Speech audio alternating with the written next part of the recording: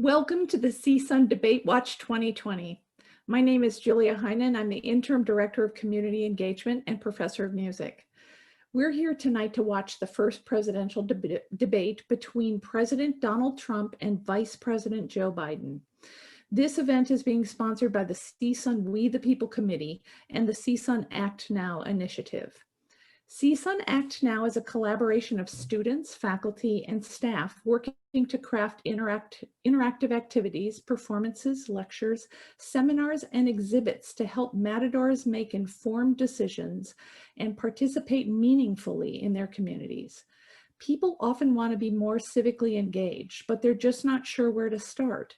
And while voting in the election is a very important way, it's just one of the ways to be engaged.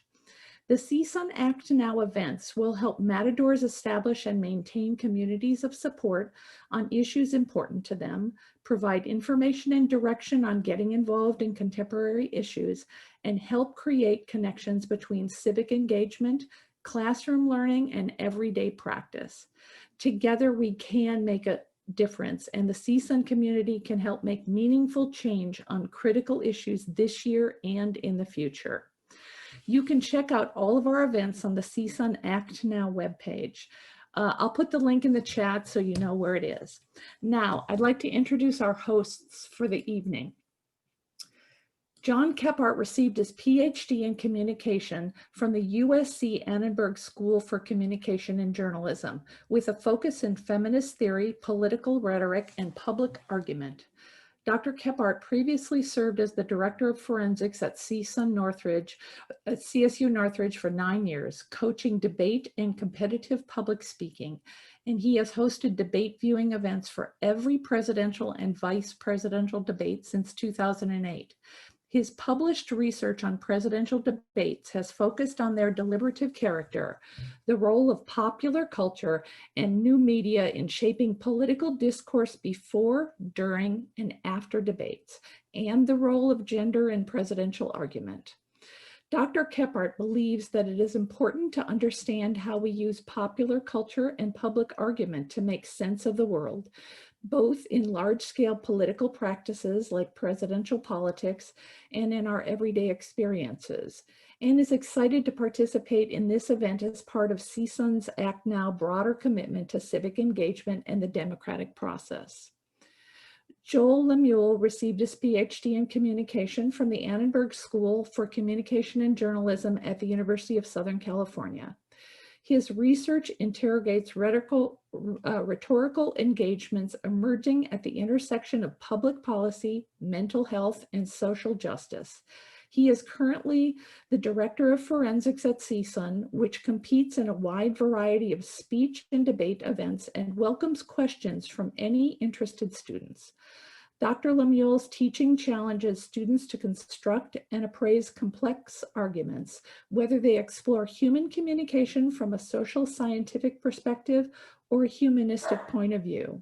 He has taught a wide range of courses, including communication research methods, argumentation, rhetorical theory, environmental communication, and the rhetoric of crime and punishment. Welcome, John and Joel, and I'm going to turn it over to John.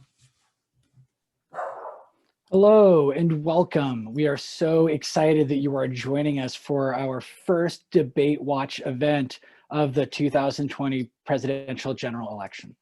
Now, this is the first of 4 events that we will be hosting over the course of just the next few weeks. And so we're hosting a Debate Watch event tonight. We're hosting another one next week for our vice presidential debate, and then one for the second and third presidential debates later in October. And we really hope that you join us for more. And it's so important that you're here. Presidential debates are central moments in the electoral process.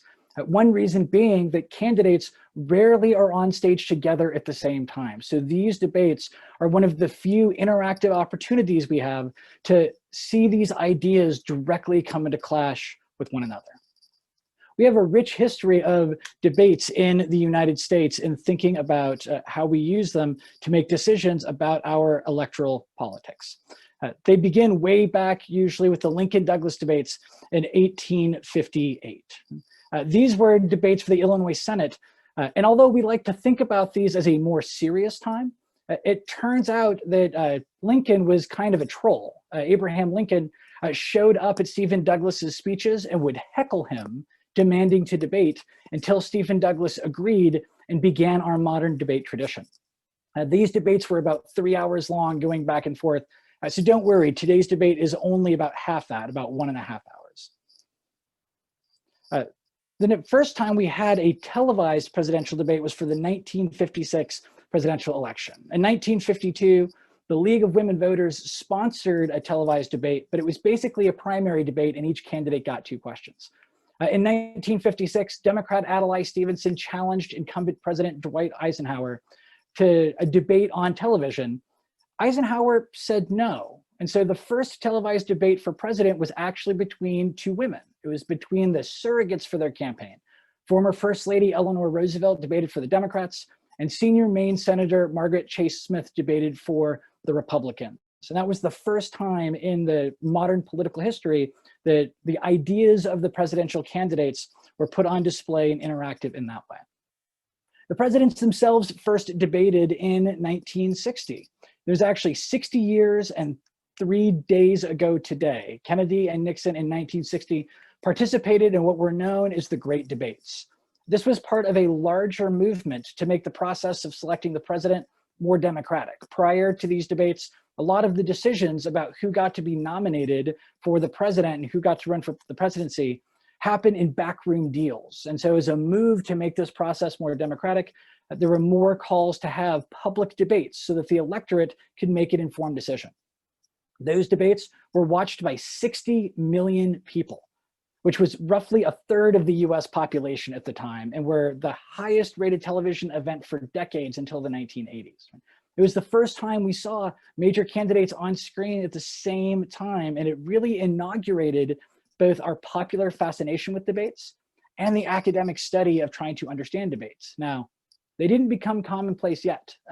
Lyndon Johnson refused to have debates in 1964, and Richard Nixon refused in 1968 and in 1972. It wasn't until 1976 that debates became part of our everyday, every election understanding of how to elect the president.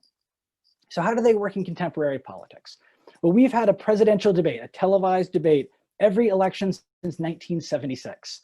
Now, they've varied in format and number over the course of that time, but every debate in the 21st century, since the 2000 election, has had the format that we will see this year, with 3 debates between the main presidential candidates and 1 debate between the vice presidential candidates. 2016, the general election between Secretary Clinton and Donald Trump demonstrated extreme and renewed interest in presidential debates.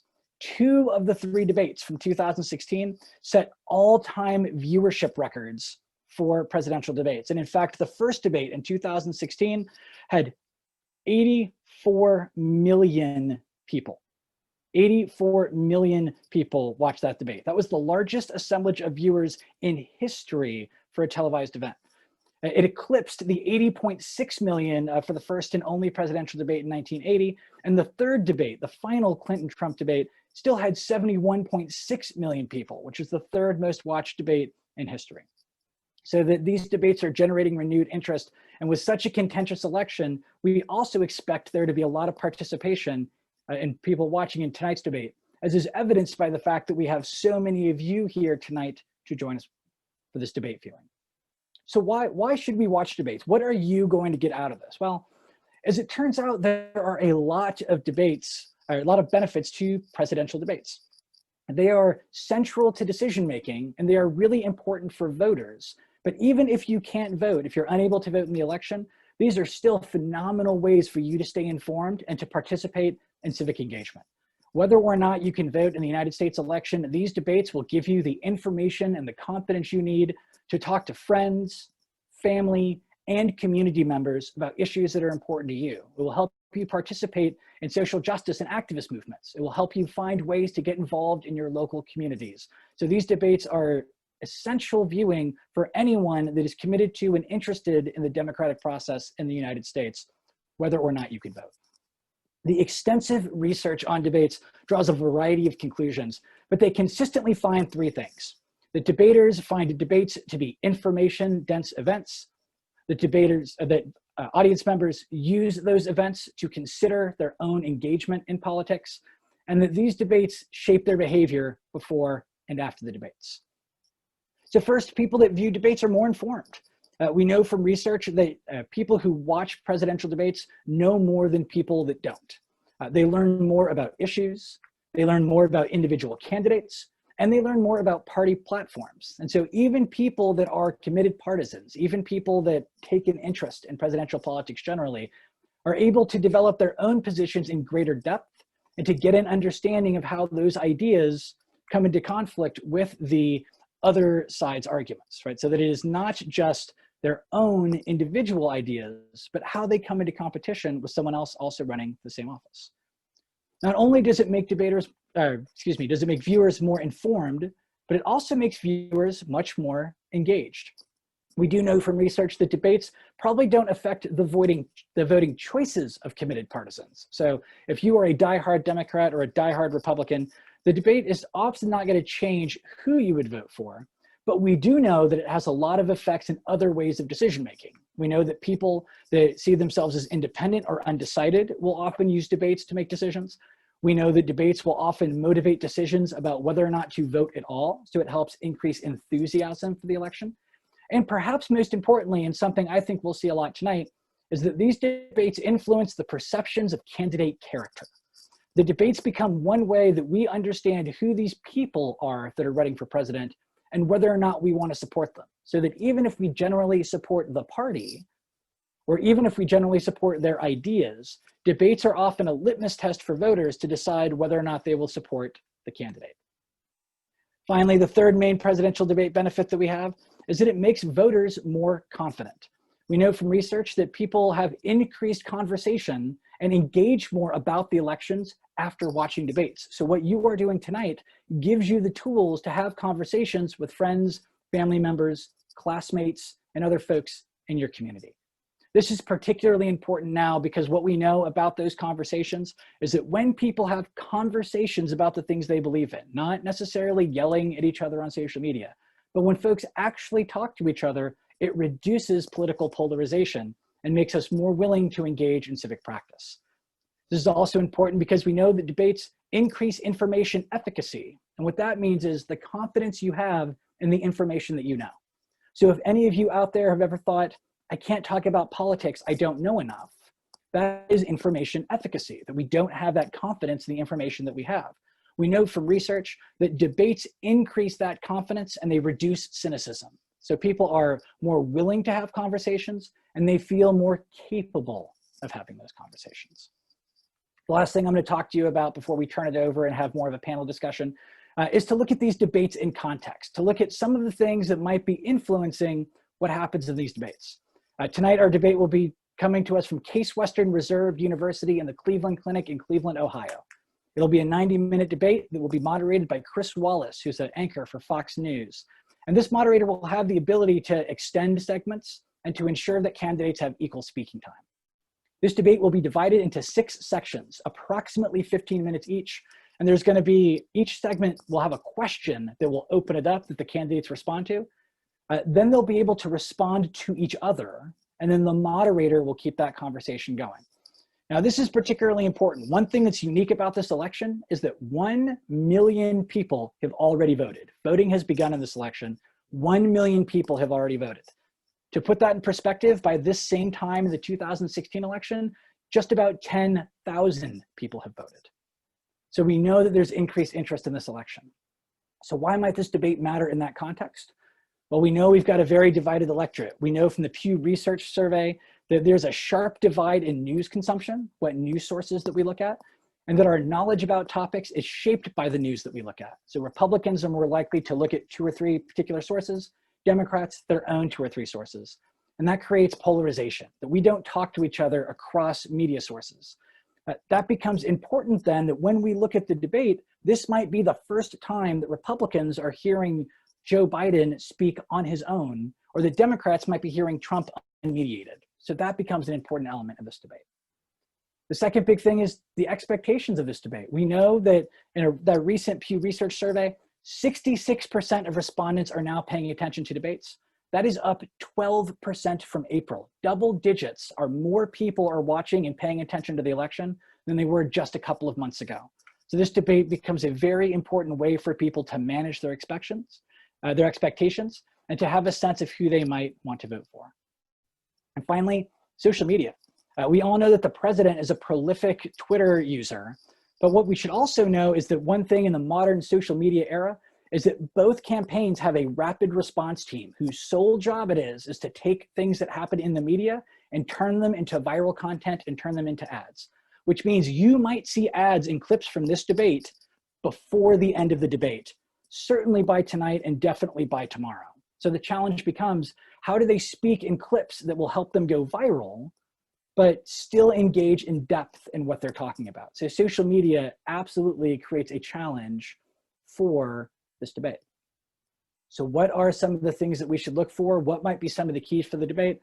Well, that's what we're here to help you do. We're going to talk for a couple of minutes about what we might expect in this debate, and then we're going to watch the debate together. If you need to log off, you can do that. We'll be streaming the debate here on Zoom, but you can log off and then log back on at 7:30, where we will give our feedback on the debate, and we will take your questions. So if you have questions during the debate, use the Q&A feature in the webinar and ask us those questions, and we'll do our best to answer them at the end of the debate. And so with that, I'm going to turn it over to our panelists, which is myself and Dr. Lemuel, to check in with what we think should be some of the keys for this debate. We'll start with Dr. Lemuel, and then I'll speak after. Thank you so much, John. I appreciate that. So there are several things I'm going to be paying really close attention to in tonight's debate. Some of them are really about the candidates as people, and some of them are specifically about some of the kind of policy issues and responses that we might expect that are kind of more technical. And so typically what I would say is that the central purpose of a presidential debate, we assume, is to provide voters with the information that they need to measure the suitability of a candidate. Suitability does not always mean that the candidate's policies are better. Oftentimes we're talking about issues that are about temperament or likability. And so the most important key, the first key for me is President Trump able to sow any debates about any doubts about Vice President Biden's fitness for office? So in recent weeks, the Trump administration, President Trump and many of the surrogates in his campaign have kind of focused on problems with President Biden's mental acuity, problems related to his ability to kind of stay focused. And they're trying to set kind of really hot, they're playing a double game. On the one hand, they want to say that Joe's a little slow on the job. He's not as able to lead. He's not as forceful. He's not as decisive. And on the other hand, they want to make sure that they don't set the bar too low for the vice president's performance. And so how is President Trump able to sow doubts about Biden's leadership capabilities while also not, just setting that bar too low? That's kind of a balancing act that's going to be difficult, and paying attention to that and seeing how the president tries to attack Biden in this way is really important. A second thing I would say is, how does President Biden respond to, how does Vice President Biden respond to President Trump's unique debating style? And so if you pay any attention to some of the debates that happened in 2016, you would notice that President Trump has an aggressive and very in-your-face kind of style when it comes to politics. He pulls no punches, and he kind of shoots from the hip is what one way of describing it. And that takes a lot of people aback. Like, it's very difficult to respond to a situation like that, especially when you're a candidate whose primary appeal is that you are above the fray, that you are a person who prioritizes America and what America needs above your own kind of personal needs, and you're a person who needs to control themselves and maintain a very presidential figure in these debates. And so it's very difficult to respond in a situation like that. So how does Vice President Biden manage that particular dilemma. In terms of policy, I think there are two issues that I'd like to point out. The first, that's going to be the most important, is the coronavirus response. So no issue is going to dominate this election like the pandemic. Not only has it claimed over 200,000 American lives and cost the economy an untold sum, but it's fundamentally changed even the way that campaigns are run. And so the Trump administration's approach to handling the pandemic has been a central issue for the Biden campaign. So I expect that to be a central focus of the vice president's attack tonight. And so how Trump responds is going to be very key.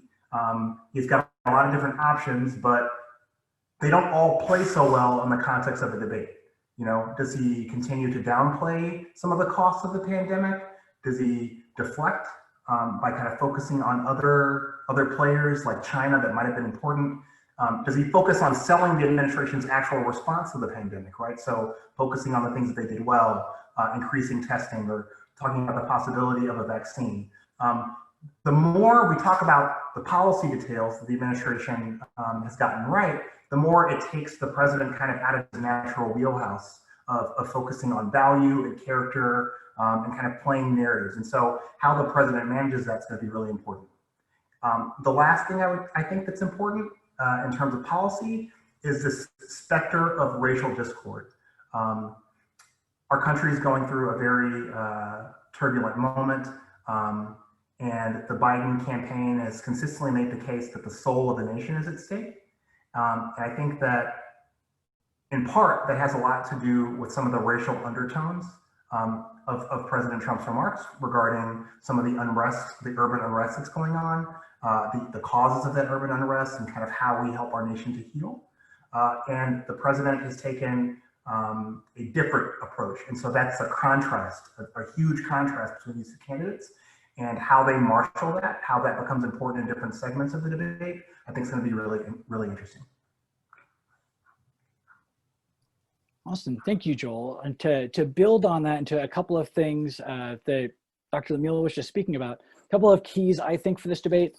One of them will be about how do they control the frame of the debate, meaning how do we control the way in which the arguments are seen and interpreted. So as Dr. Lamila just mentioned, the discussion of racial justice will be an important element happening in this debate, and it's already been framed by the moderator. One of the questions that Chris Wallace said he's going to ask is race and violence in America. It didn't say race and social justice. It didn't say race and protest or race and policing. So the frame is already going to benefit the president's extended campaign argument about the nature of protest and violence. So will President Trump be able to maintain that core part of his argument that a vote for Joe Biden is a vote for violence? Or will Biden be able to break that frame? Will he be able to recenter that as a question of justice and empathy and compassion? And so I think as a strategic issue, that will be tough. Similarly, we'll have similar issues on the questions of the validity of the election. One of the topics that Chris Wallace has picked is on election integrity, and that has been something that the president has been talking about relentlessly these last couple of weeks, undermining faith in mail-in voting. The Pew Research survey we know says two of the areas that we are most polarized and that people get most of their information from news are issues of racial justice and the election integrity. So this will be the first time a lot of voters will be exposed to the other side's argument on these two important topics. So getting them to control that frame, to get people to see it the way that Democrats want us to see it or the way that Republicans want us to see it will be key here. The other thing that I think will be important will be responding to the challenges of the other side's speaking style. One of the things for Biden is that, as Dr. Lamila was just pointing out, is that Trump is well known for just saying lots of things in rapid succession. So Biden will have a choice. The Commission for Presidential Debate has already said they don't see the role of the moderators to engage in fact checking. So we shouldn't expect Chris Wallace to do a lot of that fact checking.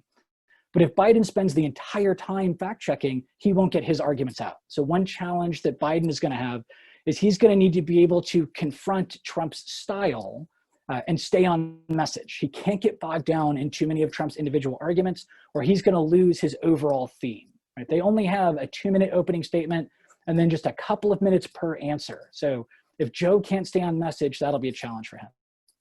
Similarly for Trump, he's got the flip side of that. Trump also kind of needs to stay on message because he's generally more disciplined in these venues. When he's in debates and prepared speeches, he's generally more on message. And then his social media account acts as a distraction after the debate. And so while Trump can use his style to his advantage, that works better when you're a challenger, right? He's still running as the challenger, but the problem is he's not the outsider anymore. He's the incumbent. So he has a record of the last 4 years to run on. And so if he is too distracted and doesn't provide a vision for the next 4 years, I think that'll make it much easier for Biden to make arguments about the coronavirus, to make arguments about the economy and tax policy, to make arguments about the things that play to Biden's strength. And so Trump also needs to stay on message because there have been a lot of scandals the last couple of days that have come out about Trump and the Trump family. And we have seen in previous interviews from folks like Chris Wallace that if he gets pushed, he goes off message. And so it'll be a kind of a battle between these two to see who is better at staying on message. And when they're on message, how do they control the frames and the way that we see these issues that are essential to voters making decisions in the upcoming election? All right, so we've got just about 2 minutes. So here's what we're going to do now. We're going to click over to the screen share. We're going to be watching the C-SPAN feed for the election. You are welcome to stay here and watch it live with us. At 7:30 after the debate, if you leave, you want to come on back because Dr. Lemuel and I will be checking back in with those keys on the debate. We just told you some things that we think that the candidates should focus on. We'll see how well they did. We'll talk about the arguments they made and what we think might mean for the campaign moving forward.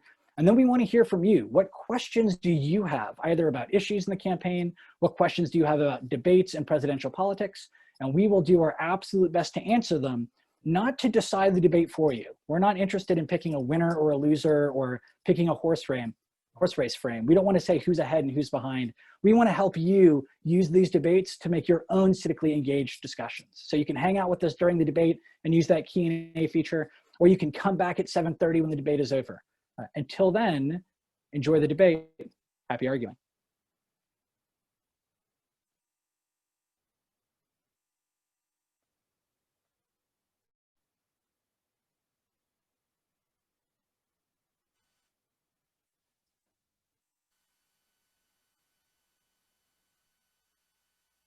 As you can see, we've got just about 5 minutes before it gets started. So this will be up as we're waiting for the debate to start.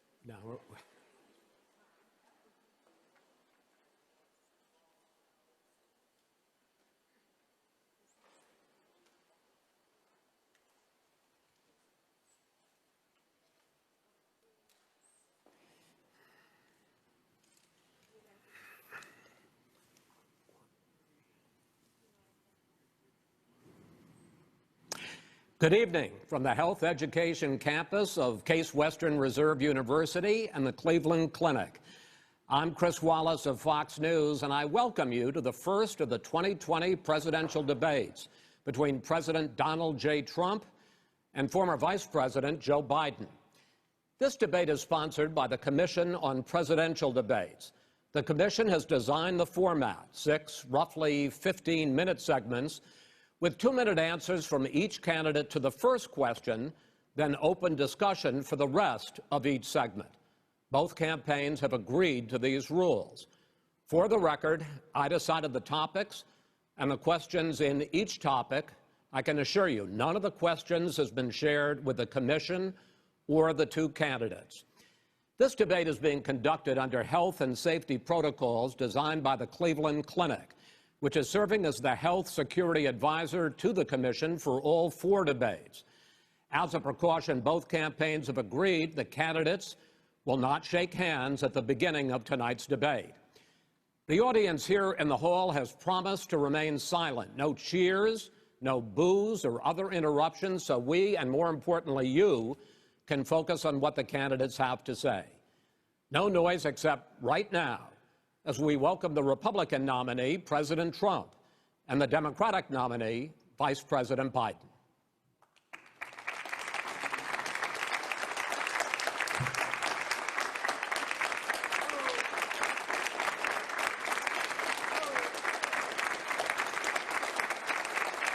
How you doing, man? How are you? I'm well.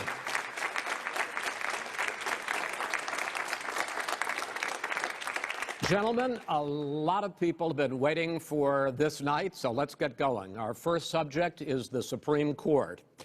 President Trump, you nominated Amy Coney Barrett over the weekend to succeed the late Ruth Bader Ginsburg on the court.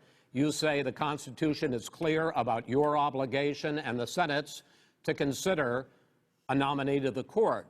Vice President Biden, you say that this is an effort by the president and Republicans to jam through an appointment and what you call an abuse of power. My first question to both of you tonight, why are you right in the argument you make and your opponent wrong, and where do you think a Justice Barrett would take the court? President Trump, in this first segment, you go first, 2 minutes. Thank you very much, Chris. I will tell you very simply, we won the election. Elections have consequences. We have the Senate, we have the White House, and we have a phenomenal nominee, respected by all, top academic, good in every way, In fact, some of her biggest endorsers are very liberal people from Notre Dame and other places. So I think she's going to be fantastic. We have plenty of time, even if we did it after the election itself. I have a lot of time after the election, as you know. So I think that she will be outstanding. She's going to be as good as anybody that has served on that court. We really feel that. We have a professor at Notre Dame, highly respected by all, said she's the single greatest student he's ever had. He's been a professor for a long time at a great school. And we won the election, and therefore we have the right to choose her. And very few people knowingly would say otherwise. And by the way, the Democrats, they wouldn't even think about not doing it. If they had, the only difference is they'd try and do it faster. There's no way they would give it up. They had Merrick Garland, but the problem is they didn't have the election, so they were stopped. And probably that would happen in reverse also. Definitely would happen in reverse. So we won the election, and we have the right to do it, Chris. President Trump, thank you. Same question to you, Vice President Biden. You have 2 minutes. Well, first of all, thank you for doing this, and looking forward to this, Mr. President. Thank you, Joe. The American people have a right to have a say in who the Supreme Court nominee is. And that say occurs when they vote for United States senators and when they vote for the President of the United States. They're not going to get that chance now because we're in the middle of an election already. The election has already started. tens of thousands of people have already voted. And so the thing that should happen is we should wait.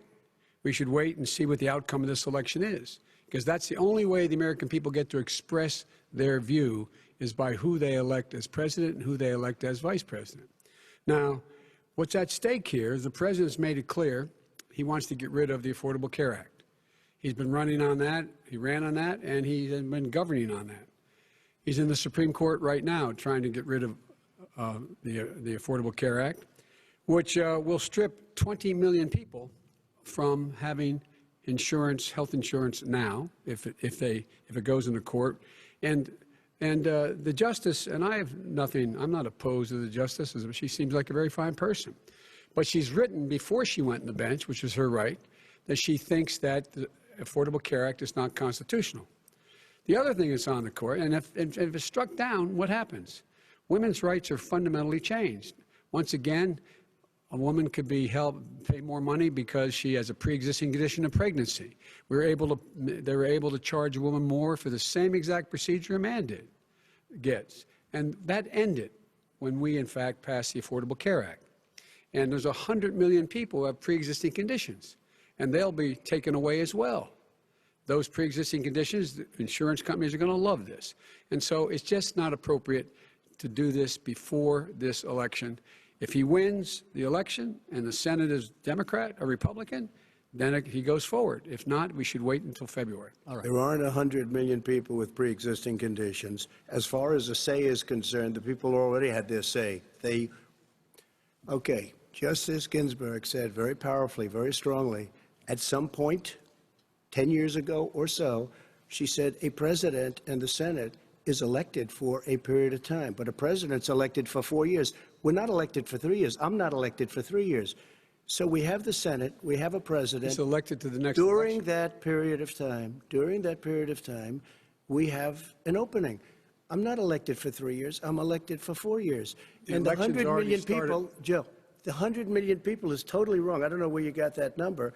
The bigger problem that you have is that you're going to extinguish 180 million people with their private health care that they're very happy with. That's simply not true. Well, you're certainly going to socialist. You're going to socialist medicine. We're now into, gentlemen, we're now into open discussion. Open discussion. Open discussion. Yes, I agree. Go ahead, Vice President. Number one, he knows that what I proposed.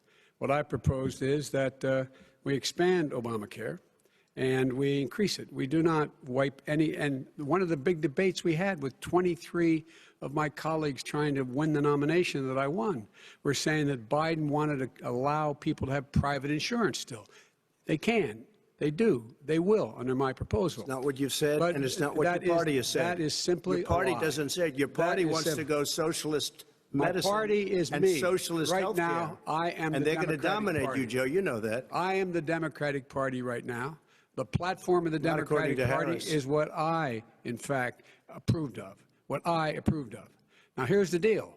The deal is that it's going to wipe out pre-existing conditions. And by the way, the 200,000 people that have died on his watch, how many of those have survived?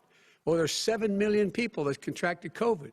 What does it mean for them going forward if you strike down the Affordable Care Act? Joe, you've had 308,000 military people dying because you couldn't provide them proper health care in the military. So don't tell me about this. I'm happy to talk about this. And if you were here, Look, it wouldn't be here's the deal. 200, it would be 2 million people because you were very late on the draw. You Late didn't on want the me to draw. ban China, which was heavily infected. You didn't want me to ban All right, gentlemen, Europe, which no, was heavily Mr. President, You would have Mr. been much President, later, Joe. Mr. President, much later. Mr. President, You're talking about 2 million people. You're Mr. not gonna be able to President, as shut the him up. moderator, we are going to talk about COVID in the next segment, but go ahead. Let me finish. The point is that the president also is opposed to Roe v. Wade. That's on the ballot as well in the court. And so that's also at stake right now. And so the election is all You don't know it's on the ballot. Why is it on the ballot? Because Why is it on the ballot? It's not on the ballot. It's on the ballot in the court. I don't think so. In the court. Well, There's nothing happening there. Donald, would you And just you don't be quiet know for a her minute? view on Roe v. Wade. You I don't don't know her know. view. Well, all right. Let's talk. We got a lot to unpack here, gentlemen. We got a lot of time. So on health care, and then we'll come back to Roe v. Wade. All right. Mr. President, the Supreme Court will hear a case a week after the election in which the Trump administration, along with 18 state attorneys general, are seeking to overturn That's right. Obamacare, to end Obamacare. You have spent the last... Because they want to give good health care. If I may ask my question, sir. Good health care. Over the last 4 years, you have promised to repeal and replace Obamacare, but you have never in these 4 years come up with a plan, a comprehensive plan to replace Obamacare. Of course I have.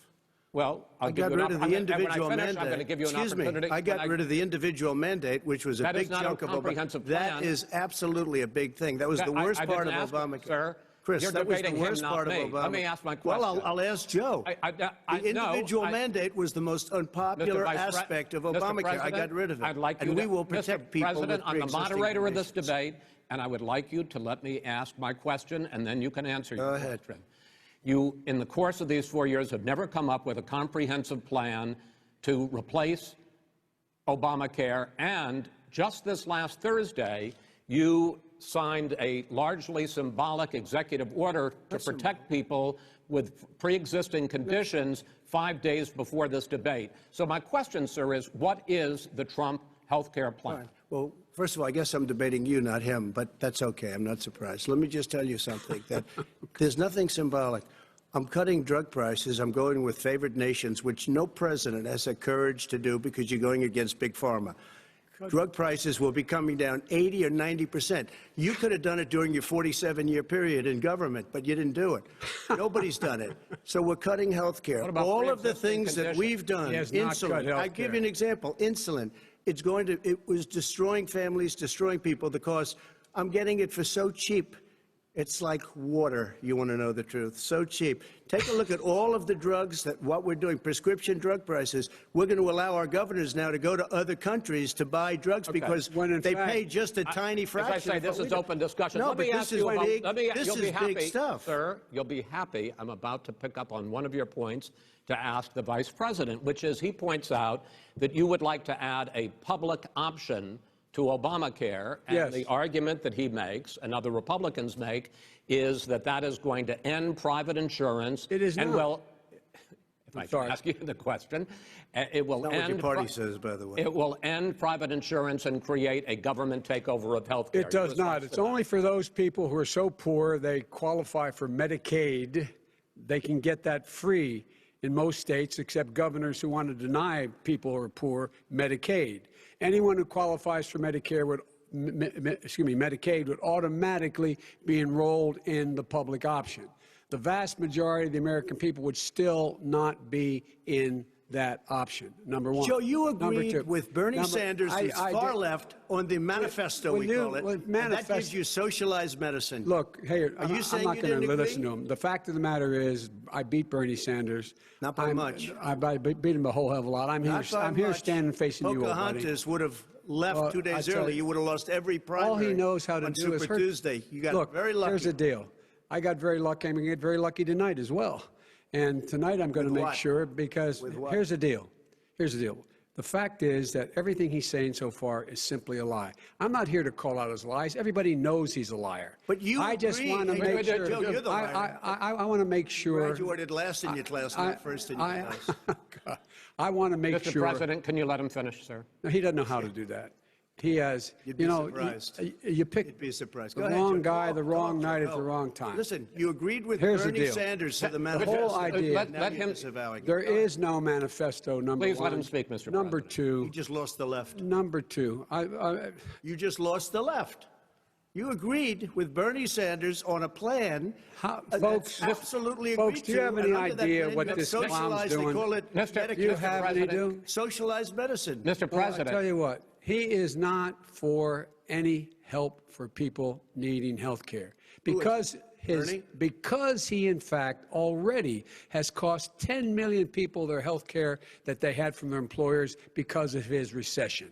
Number one. Number two, yeah. there are 20 million people getting health care through Obamacare now that he wants to take it away. He won't ever look you in the eye and say that's what he wants to do. take it away. No, I want to give them Number better three. health care at a much lower price But- because and by the way, Obamacare he doesn't is know no how. good. He doesn't know how I've to do already that. fixed it. He has never I've offered already a plan. fixed it to an extent. He has never Obamacare, done a as you single might thing. know, but probably don't. But, Obamacare Gentlemen, you realize is no if you're good, both Joe. speaking at the It's no same good, time, and it's too expensive. let the president go ahead, sir. Obamacare is no good. We made it better, and I had a choice to make very early on. We took away the individual mandate. We guarantee pre-existing conditions, but took away the individual mandate. Listen, this is the way it is. And that destroyed, that they shouldn't even call it Obamacare. Then I had a choice to make. Do I let my people run it really well or badly? If I run it badly, they'll probably blame him, but they'll blame me. But more importantly, I want to help people, okay? I said, you got to run it so well. That's what he's and I known just for. had a meeting with them. They said, the problem is no matter how well you run Obamacare, it's a disaster. It's too expensive. I got you. Premiums I are got too it. high, and That's it what his doesn't work. people- that's what So his people say. we do want to No, get no, rid of it. it's Chris, an we open want to get rid of it. I and understand give it, sir, something but I have that's to cheaper give and you better. roughly equal time. Good. Please let the vice president talk. Good. He has no plan for health care. Of course we do.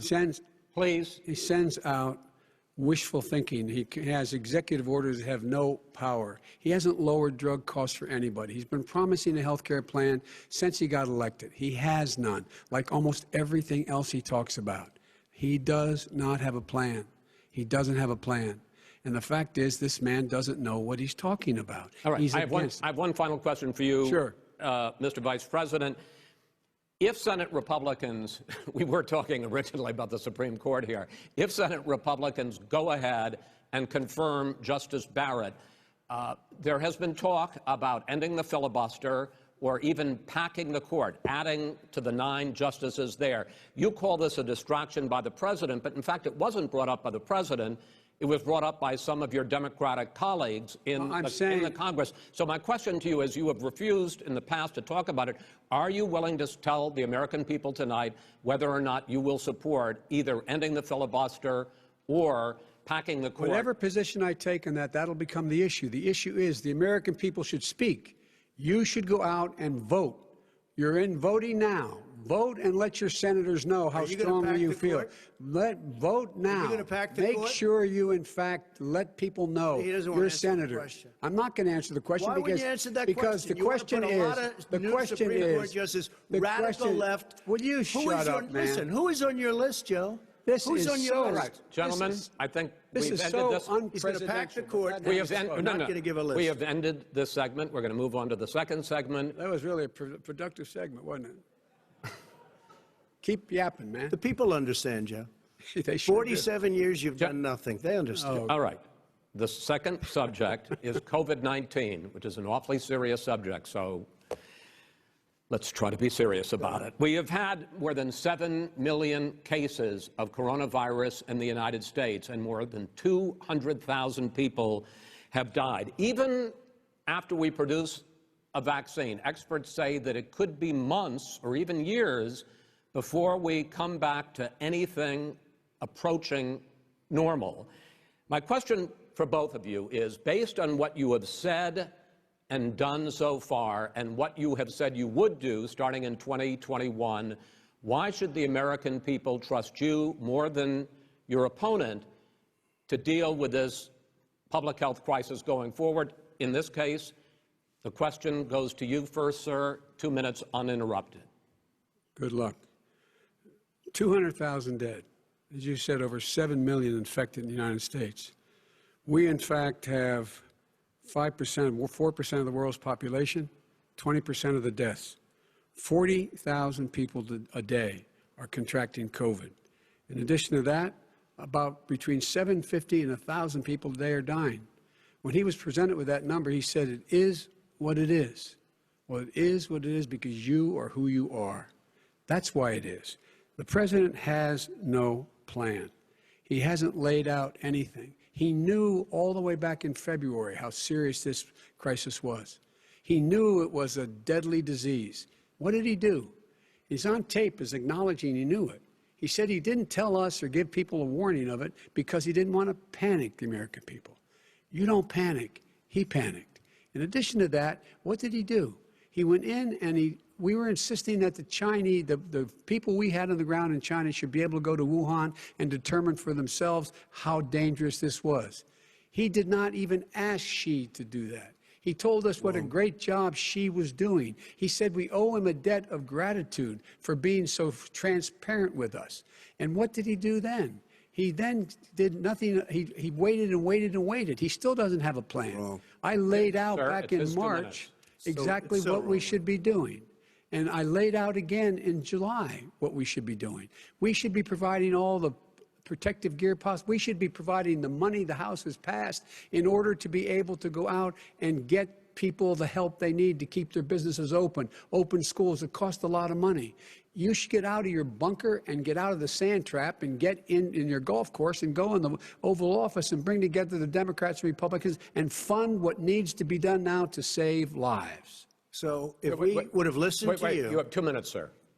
if we would have listened to you, the country would have been left wide open. Millions of people would have died, not 200,000, and one person is too much. It's China's fault. It should have never happened. They stopped it from going in, but it was China's fault.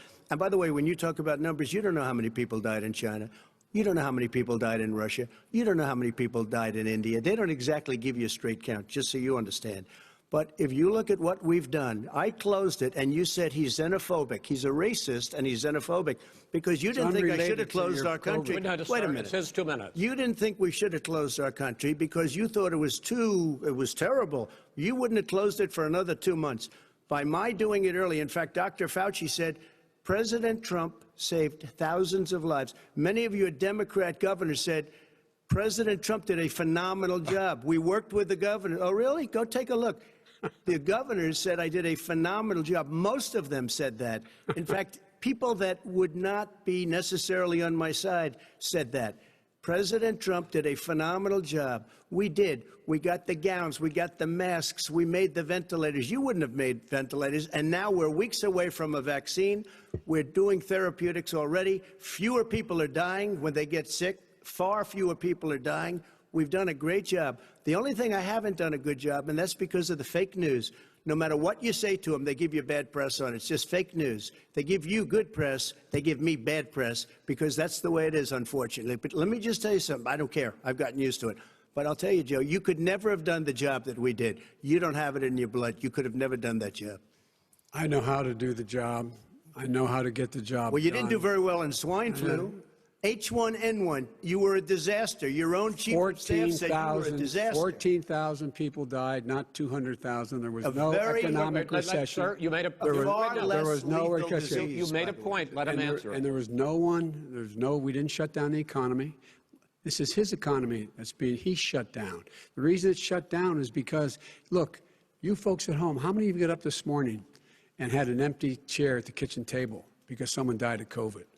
How many of you were in a situation where you lost your mom or dad and you couldn't even speak to them? You had a nurse holding a phone up so you could, in fact, say goodbye. You would have lost far How more many people. people? Far That is- more people.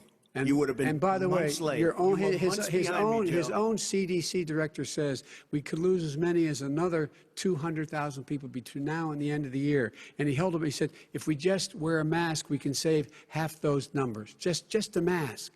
And by the way, in terms of the whole notion of a vaccine, we're for a vaccine, but I don't trust him at all, nor do you. I know you don't. What we trust is a scientist. You don't we trust Dr. Johnson Fauci. & Johnson, Pfizer? And Okay, by the way, gentlemen, let me move on to questions about the future because you both have touched on two of the questions I'm going to ask.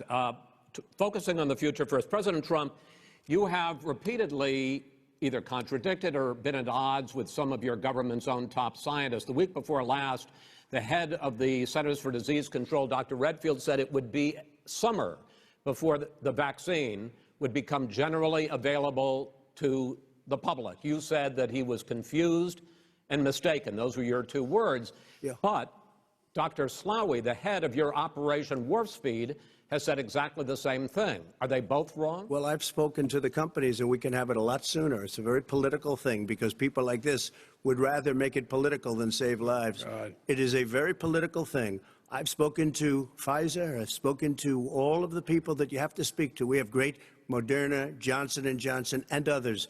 They can go faster than that by a lot. become very political because the left, or I don't know if I call them left, I don't know what I call them. the head of your Operation Warp Speed, Dr. Slawi? I disagree with him. Yeah, no, I disagree with both of them. And he didn't say that. He said it could be there, but it could also be much sooner. I had him in my office 2 days ago. He talked about the summer, sir, before it's generally available. Just like He said Dr. it's a Redfield. possibility that we'll have the answer before November 1st. It could also be talking after about when it's that. generally available. not when it Well, will we're be. going to deliver it right away. We have the military all set up logistically. They're all set up. We have our military that delivers soldiers, and they can do 200,000 a day. They're going to be This is delivering the same man It's who all told set you up. by Easter this would be gone away. By the warm weather, it'd be gone. Miraculous, like a miracle. And by the way, maybe you could inject some bleach in your arm, and that would take care of it. This is the same man. That was said sarcastically, and you know that. That was said sarcastically. And so here's the deal. This man is talking about a vaccine. Every serious company is talking about maybe having a vaccine done by the end of the year. But the distribution of that vaccine will not occur until sometime beginning or the middle of next year to get it out, if we get the vaccine. And pray God we will. Pray God we will. Mr. Vice President, I want to pick up, though. You'll have on the that. vaccine I sooner want to than pick that. up on this question, though. You say the public can trust the scientists, but they can't trust President Trump. In fact, you said that again tonight. Your running mate, Senator Harris, goes further, saying the public health experts, quote, will be muzzled, will be suppressed. Given the fact that polls already show that people are concerned about the vaccine and are reluctant to take it, are you and your running mate, Senator Harris, contributing to that fear? No more than the question you just asked him. You pointed out. He puts pressure and disagrees with his own scientists. But you're saying Everybody you can't, knows. or Senator And- Harris is saying no, you can't trust the scientists. No, you can't trust the scientists. She didn't say that. You can't trust She said the public health Did say experts, that. quote, will be muzzled, will be suppressed. Well, that's what he's going to try to do. But there's millions of scientists, there's thousands of scientists out there, like here at this great hospital, that don't work for him. Their job doesn't depend on him. That's not, they're the people, and by the way. I spoke to the and Fauci, scientists that are in charge. By the way. They will have the vaccine very soon. Let him finish. Do you believe for a moment what he's telling you in light of all the lies he's told you about the whole issue relating to COVID? He still hasn't even acknowledged that he knew this was happening, knew how dangerous it was going to be back in February, and he didn't even tell you. He's on record as saying it. He panicked, or he just looked at the stock market, one of the two, because guess what? A lot of people died, and a lot more are going to die unless he gets a lot smarter, a lot quicker. So- Mr. President? Did you use the word smart? So you said you went to Delaware State, but you forgot the name of your college. You didn't go to Delaware State. You graduated either the lowest or almost the lowest in your class. Don't ever use the word smart with me. Don't ever use that word. Oh, give me a break. Because you know what? There's nothing smart about you, Joe. 47 years, you've done nothing. Let's have this debate. And if We'll you see would have who's had, let me just tell you something, Joe. No, If you would have had the charge of what I was put through, I had to close the greatest economy in the history of our country. And by the way, now it's being built again. see, and he's it's We're going to going get up to the fast. economy in the next segment, sir. Okay.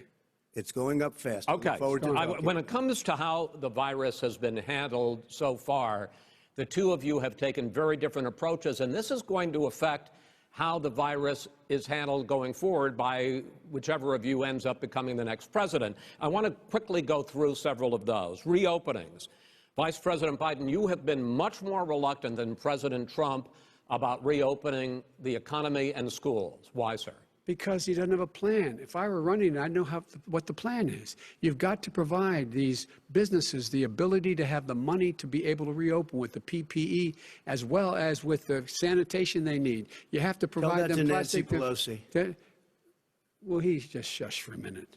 Tell it to Nancy Pelosi. And Schumer, by the Brian way, Chuck. Nancy Pelosi and Schumer, they have a plan. He won't even meet with them. The Republicans won't meet with the Okay. Senate. And he sits on his golf course. And I mean, literally, think about it. You probably All right, play think more than about I it. do, Joe.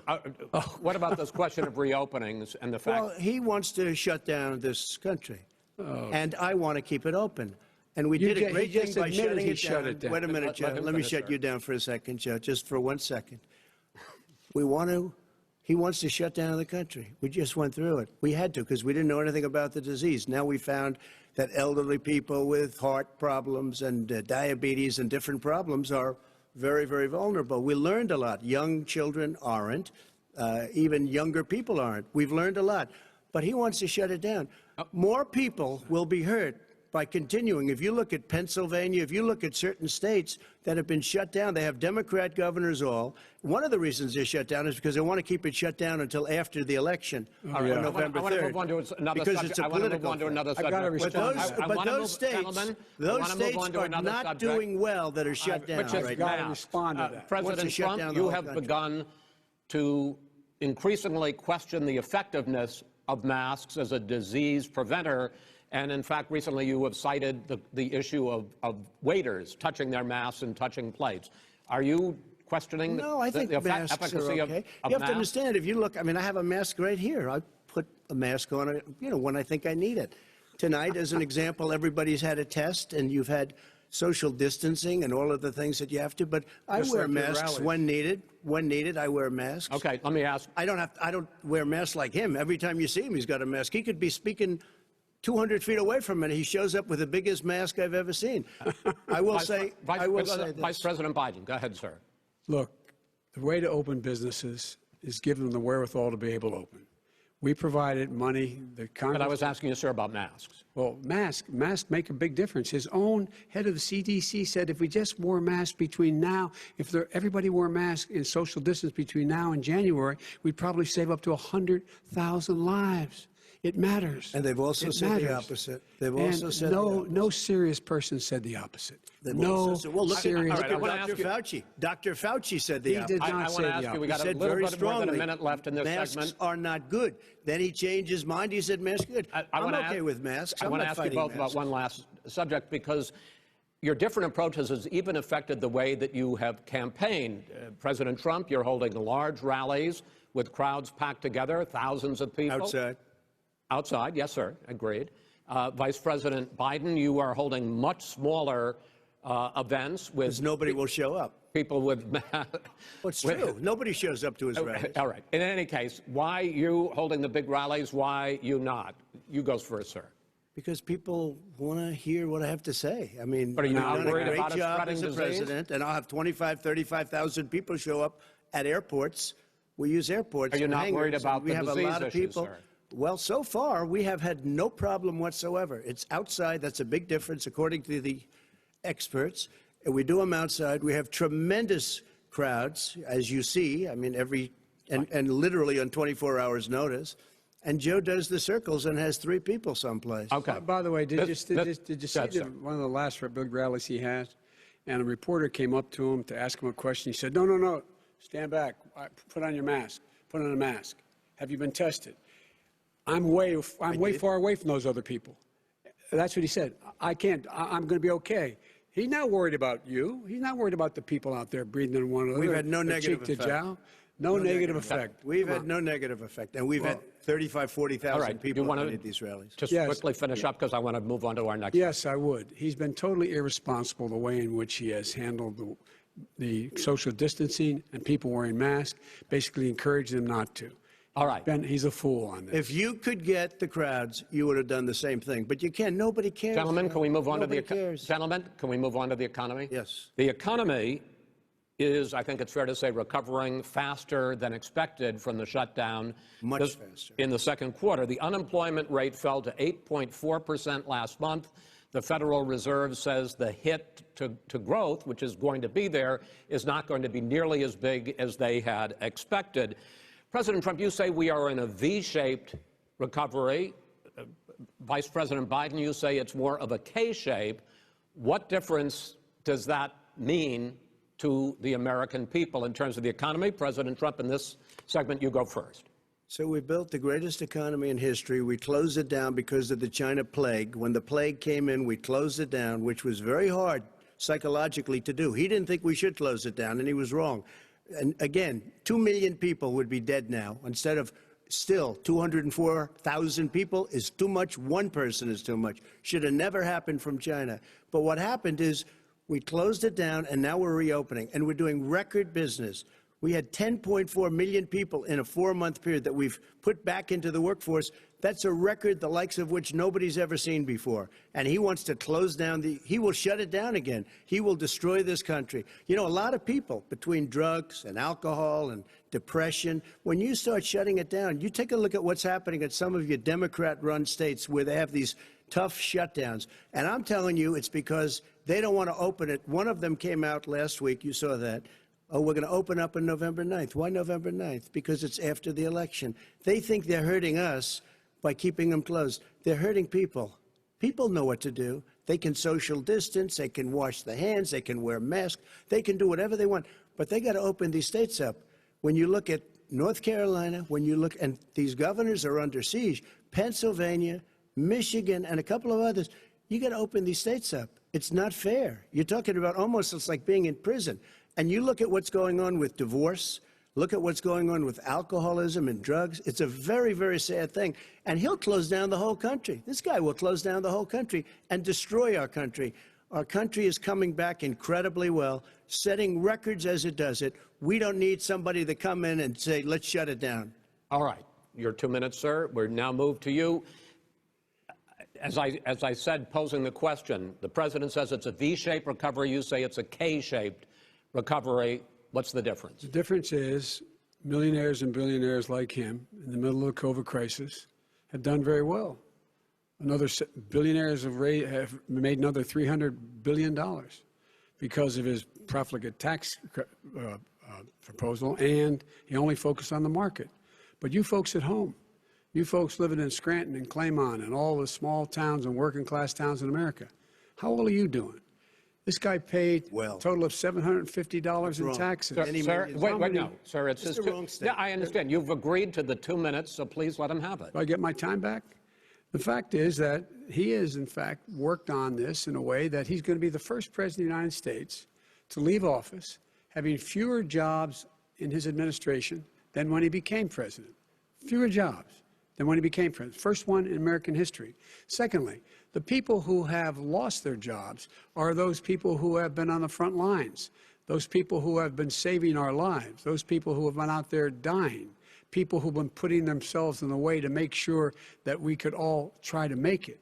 And the idea that he is insisting that we go forward and open when you have almost half the states in America with a significant increase in COVID deaths and COVID cases in the United States of America. And he wants to open it up more. Why does he want to open it up? Why doesn't he take care of the American? You can't fix the economy until you fix the COVID crisis. And he has no intention of doing anything about making it better for you all at home in terms of your health and your safety. Schools. Why aren't schools open? Because it costs a lot of money to open them safely. You know, they were going to give, his administration was going to give the teachers and school students masks. And then they decided, no, couldn't do that because it's not a national emergency. Not a national emergency. They've done nothing to help small businesses. Nothing. They're closing. 1 in 6 is now gone. He ought to get on the job and take care of the needs of the American people so we can open safely. All right. Your time is up, sir. Well, we are going to get to... I have to respond to that. Well, you both had 2 minutes, sir. Excuse me, he made a statement. So did you. People want their schools, people want their schools open. They don't want to be shut down. They don't want their state shut down. They want their restaurants. I look at New York. It's so sad what's happening in New York. It's almost like a ghost town, and I'm not sure it can ever recover what they've done in New York. People want their places open. They want to get back to their lives. They'll be careful, but they want their schools open. I'm the one that brought back football. By the way, I brought back Big Ten football. It was me, and I'm very happy to do it. And people of Ohio are very proud of me. And you know how I found out? When he took a phony ad. Gentlemen, we're going to get to your economic plans going forward in a moment. But first, Mr. President, as you well know, there's a new report that in 2016, the year you were elected president, and 2017, your first year as president, that you paid $750 a year in federal income tax each of those years. I know that you pay a lot of other taxes, but I'm asking you the specific question. Is it true that you paid $750 in federal income taxes each of those 2 years? I paid millions of dollars in taxes, millions of dollars of income tax. And let me just tell you, There was a story in one of the papers. Show us your tax I paid returns. $38 million 1 year. I paid $27 million. Show us your tax 1 year. returns. I went. You'll see it as soon as it's finished. You'll see it. You know, if you want to go to the Board of Elections. There's a 118-page or so report that says everything I have, every bank I have, I'm totally under-leveraged because the assets are extremely good, and we have a very, I built Sir, a great I'm asking company. you a specific question, which But is... let me tell you. I understand all of that. Release your I tax understand all of return. that. But let me- No, Mr. President, Go ahead. I'm asking you a question. Will you tell us how much you paid in federal income taxes in 2016 and 2017? Millions of dollars. You paid millions of dollars? Millions of dollars. So yes. not 750? Millions of dollars, and you'll get to see it. And you'll get to When? see it.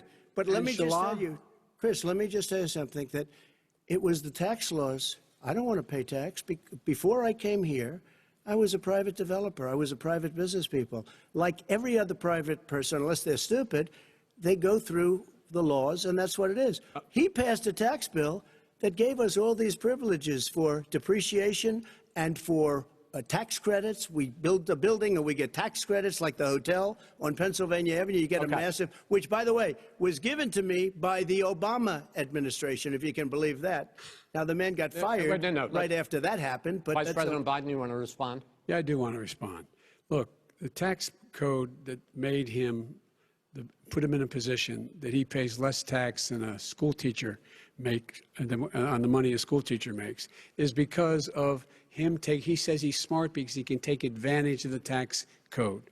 And he does take advantage of the tax code. That's why I'm going to eliminate the Trump tax cuts. And I'm going to eliminate those tax cuts and make sure that we invest in the people who, in fact, need the help.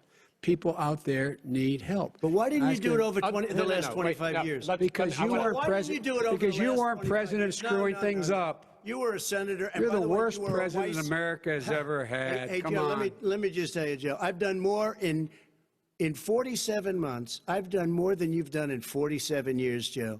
We've done things that you never even thought of doing, including fixing the broken military that you gave me, including taking care of your vets. Mr. President, we're talking about the economy. I'd like to ask you about your plans going forward, because, Mr. Vice President, your economic plan, if you were to be elected president, focuses a lot on big government, big taxes, big spending. I want to focus first on the taxes.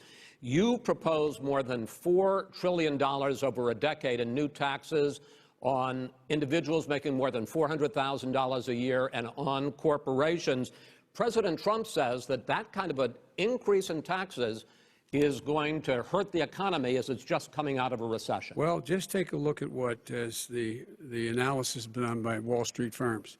Points out that my economic plan would create 7 million more jobs than his in 4 years, number one.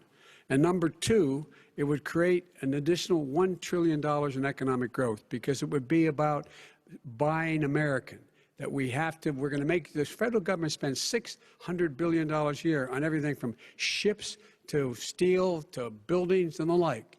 And under my proposal, we're going to make sure that every penny of that has to be made by a company But respectfully, in America. sir, I'm talking about taxes, not spending. By the way, I'm going to eliminate a significant number of the tax. I'm going to make the corporate tax 28%. It shouldn't be 21%. You have 91 companies, in the Fortune 500, who don't pay a single penny in tax, making billions of dollars. Why didn't you do it Billions before of when dollars. you were vice president with Obama? Because you, in fact, passed that. That was your tax proposal. I got it done. And you know what happened? Yeah, you got it done. Our economy boomed like it's never boomed. The economy is Mr. busted. President, Let me finish. Mr. President, let me pick up on that. You would continue your free market approach, lower taxes, more deregulation, correct? Not lower taxes for the American people. But let me. Excuse me. But in Obama's, you talk about the economy booming. It turns out that in Obama's final 3 years as president, more jobs were created, 1.5 million more jobs than in the first 3 years of your presidency. They had the slowest recovery economic recovery since 1929. It was the slowest recovery. Also, they took over something that was down here. All you had to do is turn on the lights and you pick up a lot.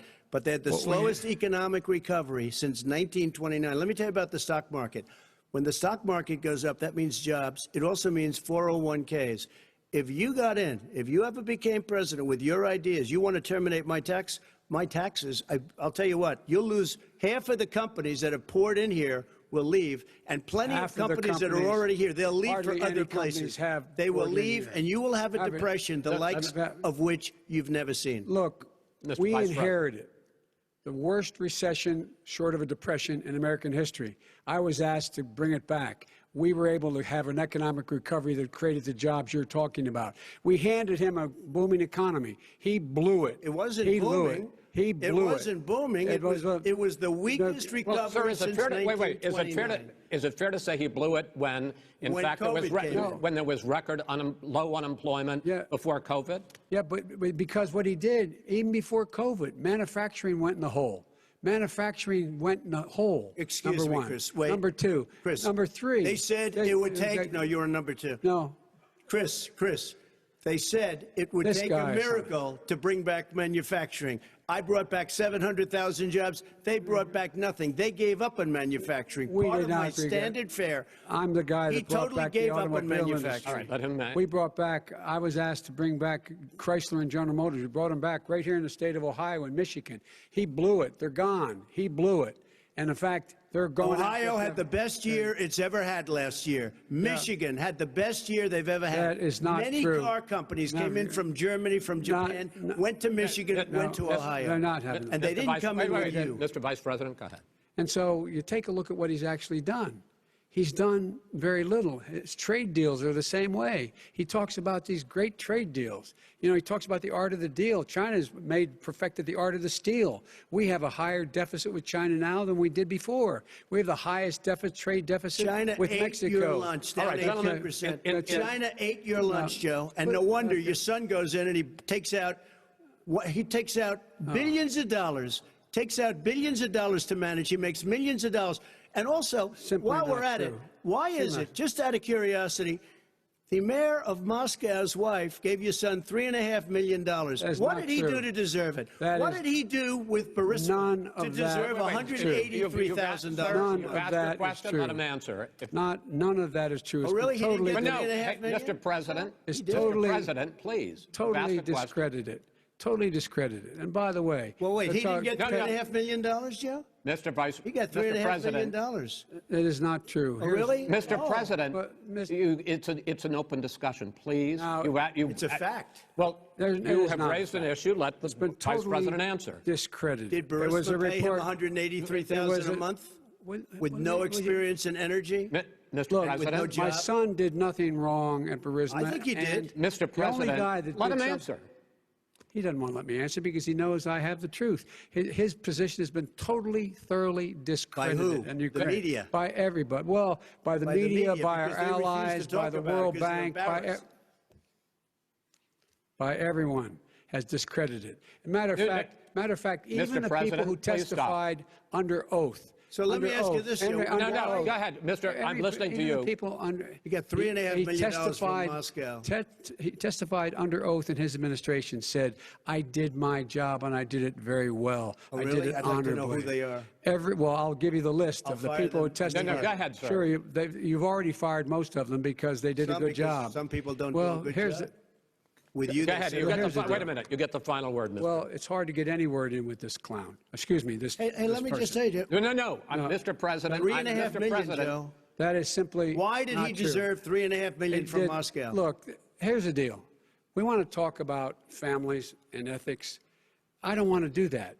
I mean, his family we could talk about all night. His family's already... My family lost a fortune by coming down and helping us with government. And that's such a... Mr. President. Every single one of them lost a fortune. This is not about my family or his family. It's about your family, the American people. He doesn't... That's not true. It doesn't want to talk about what you need, you, the American people. It's about you. That's what we're talking about here. All right, that's the end of the segment. We're moving on. He didn't take them. Well, Vice President, no. Can I be honest? It's a very important question. Try to be honest. He stood up. No, the answer to the question is no. Ukraine. No, sir. With $1 billion, if you that is absolutely not true. You're going to have true. Gentlemen. I hate to raise my voice, but it seems to be, why should I be different than the two of you? So here's the deal. Good point. We have 6 segments. We have ended that segment. We're going to go to the next segment. In that segment, you each are going to have 2 uninterrupted moments. In those 2 uninterrupted minutes, Mr. President, you can say anything you want. I'm going to ask a question about race, but if you want to answer about something else, go ahead. But I think that the country would be better served if we allowed both people to speak with fewer interruptions. I'm appealing to you, sir, to do that. Well, and him too. Well, frankly, you've been doing more interrupting Well, that's than all he right, has. but he does plenty. Well, less than, sir, less does than, plenty. no, less than you have. Let's please continue on. The issue of race. Vice President Biden, you say that President Trump's response to the violence in Charlottesville 3 years ago, when he talked about very fine people on both sides, was what directly led you to launch this run for president. Oh, yeah, sure. President Trump, you have often said that you believe you have done more for Black Americans than any president, with the possible exception of Abraham Lincoln. My question for the 2 of you is, why should voters trust you rather than your opponent to deal with the race issues facing this country over the next 4 years? Vice President Biden, you go first. It's about equity and equality. It's about decency. It's about the Constitution. And we have never walked away from trying to require equity for everyone, equality for the whole of America. But we've never accomplished it. But we've never walked away from it like he has done. It is true. The reason I got in the race is when those people, close your eyes, remember what those people looked like coming out of the fields carrying torches, their veins bulging, just spewing anti-Semitic bile, and accompanied by the Ku Klux Klan. A young woman got killed.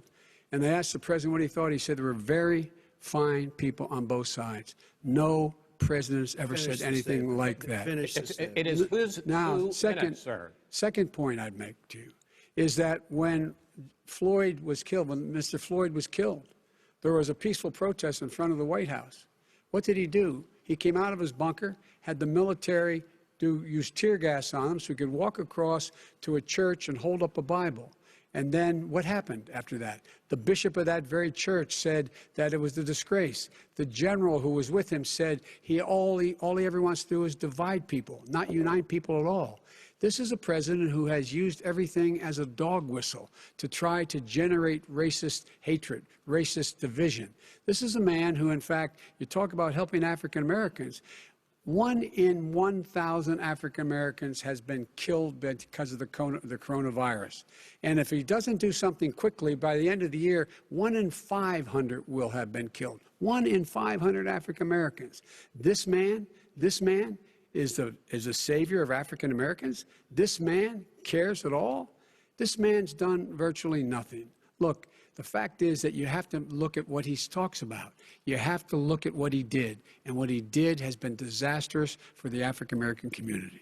So, President Trump, you have 2 minutes. Why should Americans trust you over your opponent to deal with racism? he did a crime bill, 1994, where you call them super predators, African Americans, the super predators, and they've never forgotten it. They've never forgotten it, Joe. No, sir, it's his 2 minutes. So you did that, and they call you a super predator, and I'm letting people out of jail now that you have treated the African American population community, you have treated the black community about as bad as anybody in this country. You did the and that's why, if you look at the polls, I'm doing better than any Republican has done in a long time, because they saw what you did. You call them super predators, and you've called them worse than that, because you look back at your testimony over the years, you've called them a lot worse than that. As far as the church is concerned, and as far as the generals are concerned, we just got the support of 250 military leaders and generals, total support. Law enforcement, almost every law enforcement group in the United States. I have Florida, I have Texas, I have Ohio, I have Portland. The sheriff just came out today and he said, I support President Trump. I don't think you have any law enforcement. You can't even say the word law enforcement, because if you say those words, you're going to lose all of your radical left supporters.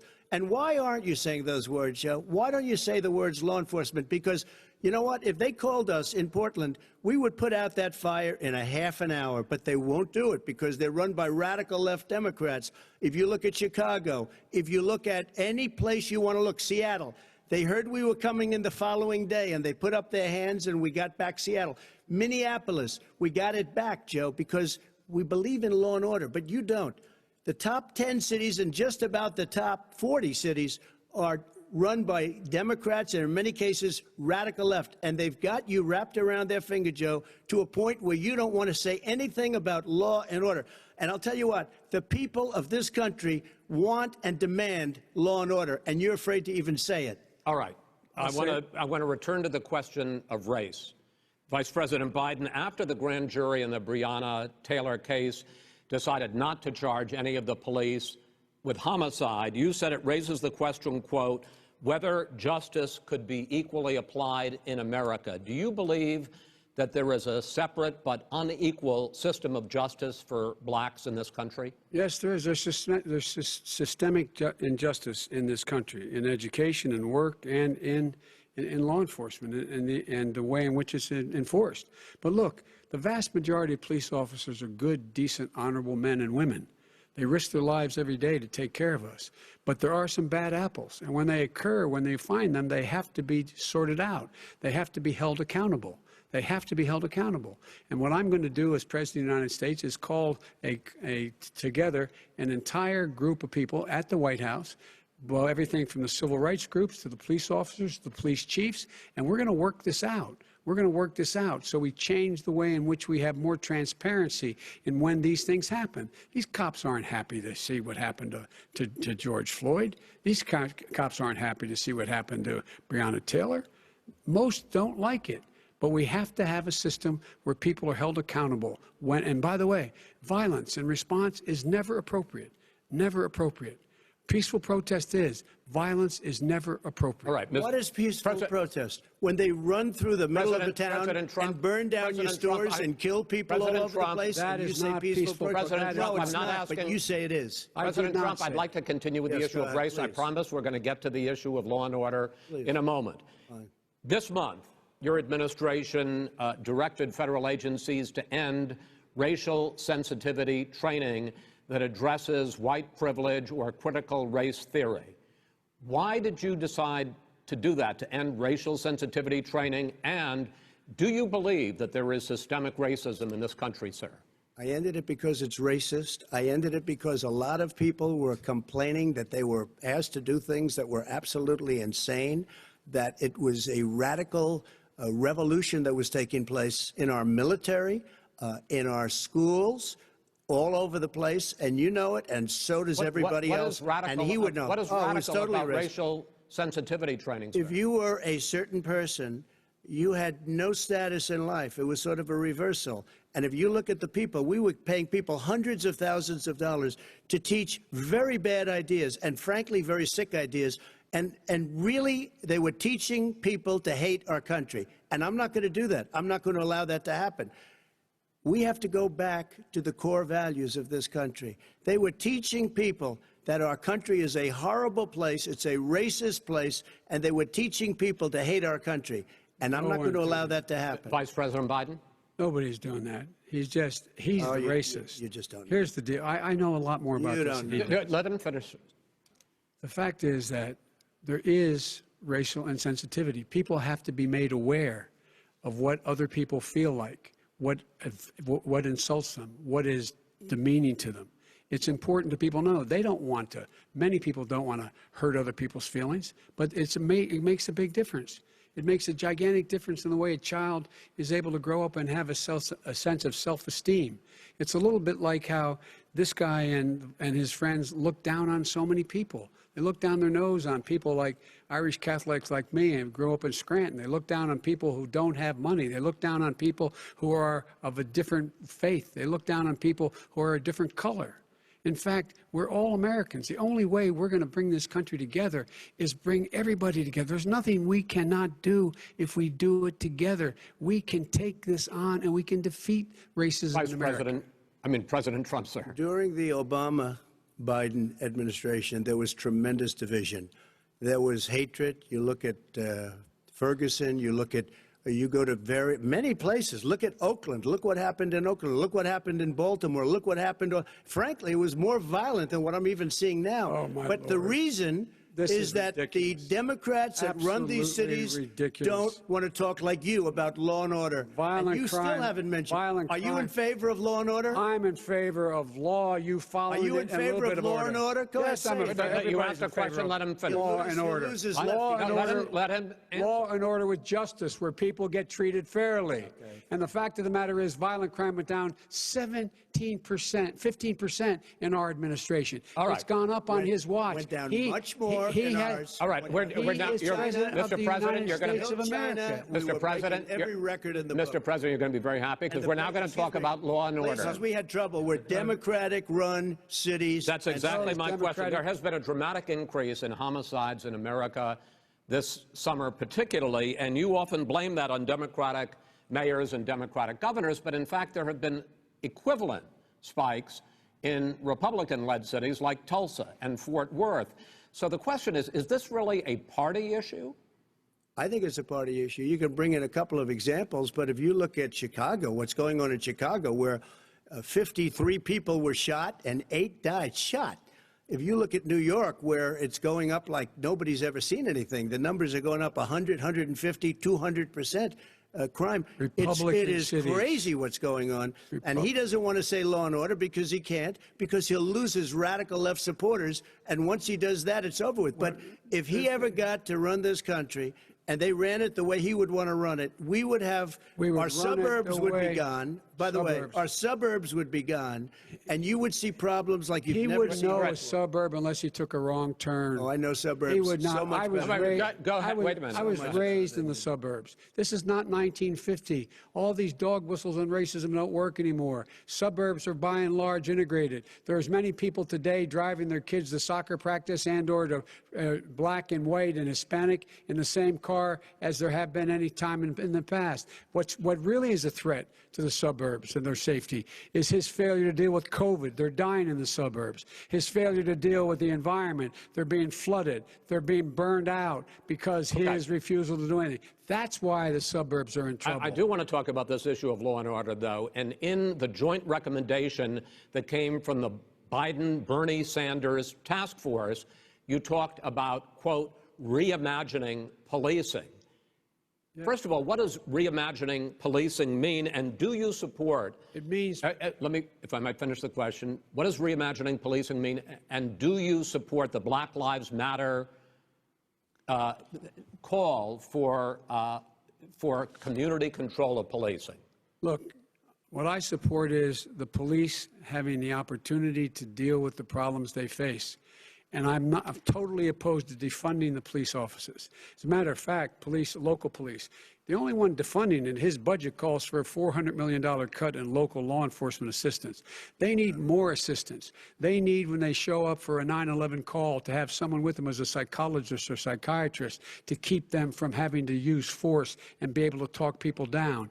We have to have community policing like we had before, where the officers get to know the people in the communities. That's when crime went down. It didn't go up, it went down. And so we have to be engaged. That's not what they're talking about, Chris. That's not what they're talking about. He's talking about defunding the police. That is not true. He doesn't have any law support. Look, he has no law enforcement support. That's not true. Almost nothing. Look. Oh, really? Who do you have? Name one group that supports you. Name one group that came out and supported you. Go ahead. Look, think. We have time. We don't have time to do anything. No, think about it. Name one law enforcement group that came out and supported gentlemen, you. I think I'm going to take back the moderator's role, and I want to get to another subject, which is the issue of protests in many cities that have turned violent. In Portland, Oregon, especially, we had more than 100 straight days of protests, which I think you would agree. You talk about peaceful protests. Many of those turned into riots. Mr. Vice President, you say that people who commit crimes should be held accountable. The question I have, though, is, as the Democratic nominee, and earlier tonight you said that you are the Democratic Party right now, have you ever called the Democratic mayor of Portland or the Democratic governor of Oregon and said, hey, you got to stop this, bring in the National Guard, do whatever it takes, but you stop the days and months of violence in Portland? I don't hold public office now. I am a former vice president. I've made it clear in my public statements that the violence should be prosecuted. It should be prosecuted, and anyone who commits it But should you've be never called prosecuted. for the people, He's never the said leader. Excuse me, sir. You had never called for the leaders in Portland and in Oregon to bring in the National Guard and knock off 100 days of riots. They can, in fact, take care of it if he just stay out of the way. Look here. Oh, really? Here, Oh, really? here's the But thing. I sent in the wait, I U.S. asked him a Marshals to question. get the killer of the young man in the middle of the street. They shot him, and for 3 days, President Trump, Portland wouldn't do anything. I had to send in the U.S. Marshals. They took care of business. Go ahead, sir. And by the way, you know, his own former spokesperson said, you know, riots and chaos and violence help his cause. That's what this is all about. I don't know who said that. I do. Who? I think Kellyanne Conway. I don't think she said that. She said that. I don't And so here's the, All right. But here's the point. Go The ahead, point sir. is that that's what he keeps trying to rile everything up. He doesn't want to calm things down. Instead of going in and talking to people and saying, let's get everybody together, figure out how to deal with this. What's he do? He just pours gasoline in the fire constantly, every single solitary Okay, time. and to end this, button up this segment, I'm going to give you a minute to answer, sir. You have repeatedly Wait, I criticized. have to answer his No, statement. you have His statement. repeatedly. Wait, you have just 1 No, second. you've been talking back made and a forth. statement. I'm asking you. I would love to you know, end it. sir. I would love to end it, and You we know, if would you want to very switch seats, We would very quickly. We could do that, but I'd send in the National Guard, it would be over. There'd be no problem. Okay, But they good. don't want to accept the National Guard. You have repeatedly criticized the vice president for not specifically calling out Antifa and other left-wing That's right. extremist groups. But are you willing tonight to condemn white supremacists and militia groups and to say that they need to stand down and not add to the violence in a number of these cities, as we saw in Kenosha and as we've seen in Portland? Sure, Are you I'm willing prepared to do specifically that, but do it? Well, I go would ahead, say sir. I would say almost everything I see is from the left wing, not from the right wing. So what are you If saying? I'm willing to do anything. I want to see Well, peace. then do it, sir. Say it. Do it. Say it. Do you want to call him? What do you want to call him? Give me a name. Give me a White name. Go ahead. supremacists and Who would white you like me to condemn? White Proud Boys. supremacists and right-wing Proud militia. Boys, stand back and stand by. But I'll tell you what. Somebody's got to do something about Antifa and the left, because this is not a right-wing problem. His This own is a left-wing. FBI director This said is a the threat left-wing of problem. white Go ahead, sir. supremacists. Antifa's an idea, not an organization. Oh, you gotta be not kidding. militia. That's what Oh, really? his It's an idea. FBI, Okay. FBI director Gentlemen, said. Well, we're then gonna- you know what? No, He's no, wrong. we're done, sir. We're moving on to the next. Everybody We're moving. gives you When a bat advice hits in you your over the head, that's administration. not an idea. Everybody in Antifa your is bad. administration tells you the truth has a bad idea. Can I tell you what? You have no ideas that are Antifa is a dangerous All right, radical gentlemen, group. we're now moving on to the Trump And and you ought to be Biden careful with records. them. They'll overthrow you. When in a 2 president, seconds. I'm going to ask a question. When the president seeks a second term, it is generally a referendum on his record. But Vice President Biden, you like to quote one of your dad's sayings, which is, don't compare me to the almighty, compare me to the alternative. And in this case, sir, you are the alternative. Looking at both of your records, I'm going to ask each of you, why should voters elect you president over your opponent? In this segment, President Trump, you go first, 2 minutes. Because there has never been an administration or president who has done more than I've done in a period of 3.5 years. And that's despite the impeachment hoax. And you saw what happened today with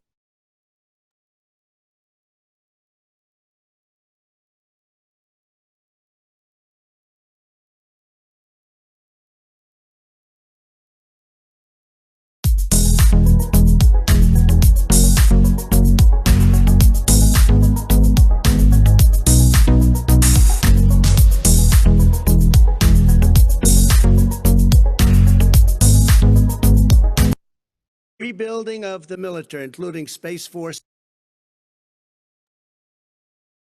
and all of the other things. A fixing of the VA, which was a mess under him. 308,000 people died because they didn't have proper health care. It was a mess. And we now got a 91% approval rating at the VA, our vets. We take care of our vets. But we've rebuilt our military. The job that we've done, and I'll tell you something, some people say maybe the most important.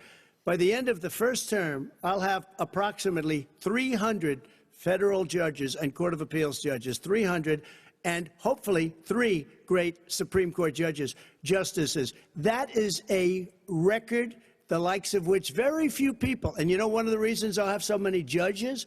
because President Obama and him left me 128 judges to fill. When you leave office, you don't leave any judges. That's like you just don't do that. They left 128 openings, and if I were a member of his party, because they have a little different philosophy, I'd say if you left us 128 openings, you can't be a good president, you can't be a good vice president. But I want to thank you because it gives us almost, it'll probably be above that number by the end of this term.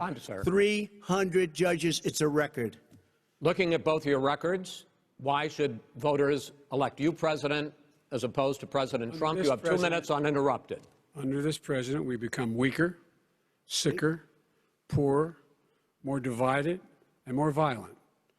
When I was vice president, we inherited a recession. I was asked to fix it. I did. We left him a booming economy, and he caused a recession. With regard to being weaker, the fact is that I've gone head-to-head with Putin and made it clear to him we're not going to take any of his stuff. He's Putin's puppy. He still refuses to even say anything to Putin about the bounty on the heads of American soldiers. Your son got $3.5 million. And by the way, my son... Wait a minute. Mr. President, your campaign agreed to both sides would get 2-minute answers uninterrupted. Well, your side agreed to it, and why don't you observe what your campaign agreed to as a ground rule, okay, sir? He never keeps his word. Can you add back no, I'm not asking. That was a rhetorical question. Can you Go add ahead, back sir. 30 seconds? Yeah, yes, you may have. All right. Go ahead. So, thirdly, we're poor. The billionaires have gotten much more wealthy by a tune of over $300 to $400 billion more just since COVID. You in the home, you got less. You're in more trouble than you were before. In terms of being more violent, when we were in office, there were 15% less violence in America than there is today. He's President of the United States. It's on his watch. And with regard to more divided, the nation can't stay divided. We can't be this way. And speaking of my son, the way you talk about the military, the way you talk about them being losers and being and just being suckers, my son was in Iraq. He spent a year there. He got the Bronze Star. He got the Conspicuous Service Medal. He was not a loser. He was a patriot, and the people left behind there were heroes. Really? And I resent. Are you talking like about Hunter? hell. Are you talking about I'm talking about my son, Bo Biden. You're talking about. I don't know Bo. I know Hunter. Yeah, Hunter you know got Bo. Hunter got thrown out of the military. He was thrown out, dishonorably discharged. That's not true. He wasn't dishonorably. Cocaine use. And he didn't have a job until you became vice president. Once you became vice president, he made a fortune in Ukraine, in China, in Moscow, that is simply and various not other places. True. He made a fortune. My son. And he didn't have a job. My son, like a lot of people we know at home, had a drug problem. He's overtaken it. He's fixed it. He's worked on it, and I'm proud of him. But why was he given tens of millions of dollars? But he wasn't given tens of millions of dollars. That is totally, totally discredited. We've already been totally discredited. We've already been through this. I think the American people would rather hear about more substantial subjects. Well, you know, as the moderator, sir, I'm going to make a judgment call here. Gets $3.5 million from the mayor of Moscow. Let's talk about I think it's gentlemen. That report is totally discredited. Mitt Romney on that committee said it wasn't worth taxpayers' money, that report. It was written for political reasons. You know, I'd like to talk about climate change. So would I. Okay. The forest fires in the West are raging now. They have burned millions of acres. They have displaced hundreds of thousands of people. When state officials there blame the fires on climate change, Mr. President, you said, I don't think the science knows. Over your 4 years, you have pulled the U.S. out of the Paris Climate Accord. You have rolled back a number of Obama environmental records. What do you believe about the science of climate change? And what will you do in the next 4 years to confront it? I want crystal clean water and air. I want beautiful, clean air. We have now the lowest carbon. If you look at our numbers right now, we are doing phenomenally. But I haven't destroyed our businesses. Our businesses aren't put out of commission.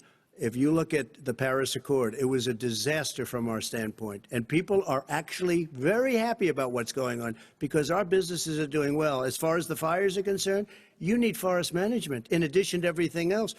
the forest floors are loaded up with trees, dead trees that are years old, and they're like tinder, and leaves and everything else. You drop a cigarette in there, the whole forest burns down. You've got to have forest management. What do you You've got to have believe? cuts. What do you believe about the science of climate change, sir? I believe that we have to do everything we can to have immaculate air, immaculate water, and do whatever else we can that's good. You know, we're planting 1 billion trees, the Billion Tree Project, and it's very exciting. Do you believe for a lot of people. that human pollution, greenhouse gas emissions contributes to the global warming of this planet? I think a lot of things do, but I think to an extent, yes. I think to an extent, yes. But I also think we have to do better management of our forests. Every year, I get the call, California's burning. California's burning. If that was cleaned, if you had forest management, good forest management, you wouldn't be getting those calls. You know, in Europe, they have forest cities. They're called forest cities. They maintain their forests. They manage their forests. I was with the head of a major country. It's a forest city. He said, sir, we have trees that are far more, they ignite much easier than California. There shouldn't be that problem. I spoke with the governor about it. I'm getting along very well with the governor. But I said, you know, at some point, you can't every year have hundreds of thousands of acres of land just burned to the ground. But, sir, that's burning down because of a lack of management. But, sir, if you believe in the science of climate change, why have you rolled back the Obama Clean Power Plan, which limited carbon emissions in power plants? Why have you relaxed? Because it was driving energy prices through the sky. Why have you relaxed fuel economy standards that are going to create more pollution from cars and trucks? Well, not really, because what's happening is the car is much less expensive and it's a much safer car, and you're talking about a tiny difference. And then what would happen, because of the cost of the car, you would have at least double and triple the number of cars purchased. We have the old slugs out there that are 10, 12 years old. If you did that, the car would be safer. It would be much cheaper by $3,500. In the case of California, they've simply ignored No, but you would take a lot of cars rollback. off the market because people would be able to afford a car. Now, and by the way, we're going to see how that turns out. But a lot of people agree with me, many people. The car has gotten so expensive because they have computers all over the place for an extra little bit of gasoline. And, and I'm okay with electric cars, too. I think I'm all for electric cars. I've given big incentives for electric cars. But what they've done in California is just crazy. Right. Vice President Biden, I'd like you to respond to the president's climate change record, but I also want to ask you about a concern. You proposed $2 trillion in green jobs. You talk about new limits, not abolishing, but new limits on fracking, ending the use of fossil fuels to generate electricity by 2035, and zero net emission of greenhouse gases by 2050. The president says a lot of these things would tank the economy and cost millions of jobs. He's absolutely wrong, number one. Number two, if in fact, during our administration, the Recovery Act, I was in charge, able to bring down the cost of renewable energy to cheaper than or as cheap as coal and gas and oil. Nobody's going to build another coal-fired plant in America. No one's going to build another oil-fired plant in America. They're going to move to renewable energy, number one. Number two, we're going to make sure that we are able to take the federal fleet and turn it into a fleet that's run on their electric vehicles. Making sure that we can do that, we're going to put 500,000 charging stations and all of the highways that we're going to be building in the future. We're going to build an economy that, in fact, is going to provide for the ability of us to take 4 million buildings and make sure that they, in fact, are weatherized in a way that, in fact, they'll emit significantly less gas and oil because the heat will not be going out. There's so many things that we can do now to create thousands and thousands of jobs. We can get to net zero in terms of energy production by 2035. Not only not costing people jobs, creating millions of good paying jobs, not 15 bucks an hour, but prevailing wage, by having a new infrastructure that, in fact, is green. And the first thing I will do, I will rejoin the Paris Accord. I will join the Paris Accord because with us out of it, look what's happening. It's all falling apart. And talk about someone who has no relationship with foreign policy. Brazil, the rainforests of Brazil are being torn down, are being ripped down. More carbon is absorbed in that rainforest than every bit of carbon that's emitted in the United States. Instead of doing something about that, I would be gathering up and making sure we had the countries of the world coming up with $20 billion and say, here's $20 billion. Stop tearing down the forest. And if you don't, then you're going to have significant economic consequences. What about the argument that President Trump basically says that you have to balance environmental interests and economic interests, and he's drawn his line? Well, he hadn't drawn a line. He still, for example, makes sure that he wants to make sure that methane's not a problem. You can now emit more methane without it being a problem. Methane. This is a guy who says that you don't have to have mileage standards for automobiles that exist now. This is a guy who says that, well, the fact is, it's all true. And here's the deal. He's talking about the Green New Deal, and it's not $2 billion or $20 billion, as you said. It's $100 trillion. I'm talking about where they want to rip down buildings and rebuild the building. No, it's the dumbest, most ridiculous, where airplanes are out of business, where two-car systems are out, where they want to take out the cows, too. You know, that's not true either, right? This is a $100 trillion. Look, that's more money than our country could make in 100 years if we're not going the case. All right, let me because I actually, wait a minute, sir. I actually have studied your plan, and it includes upgrading 4 million buildings, weatherizing 2 million homes over 4 years, building 1.5 million energy-efficient homes. So the question becomes, the president is saying, I think some people who support the president would say that sounds like it's going to cost a lot of money and hurt the economy. What it's going to do is going to create thousands and millions of jobs, good-paying jobs. But let him finish, sir.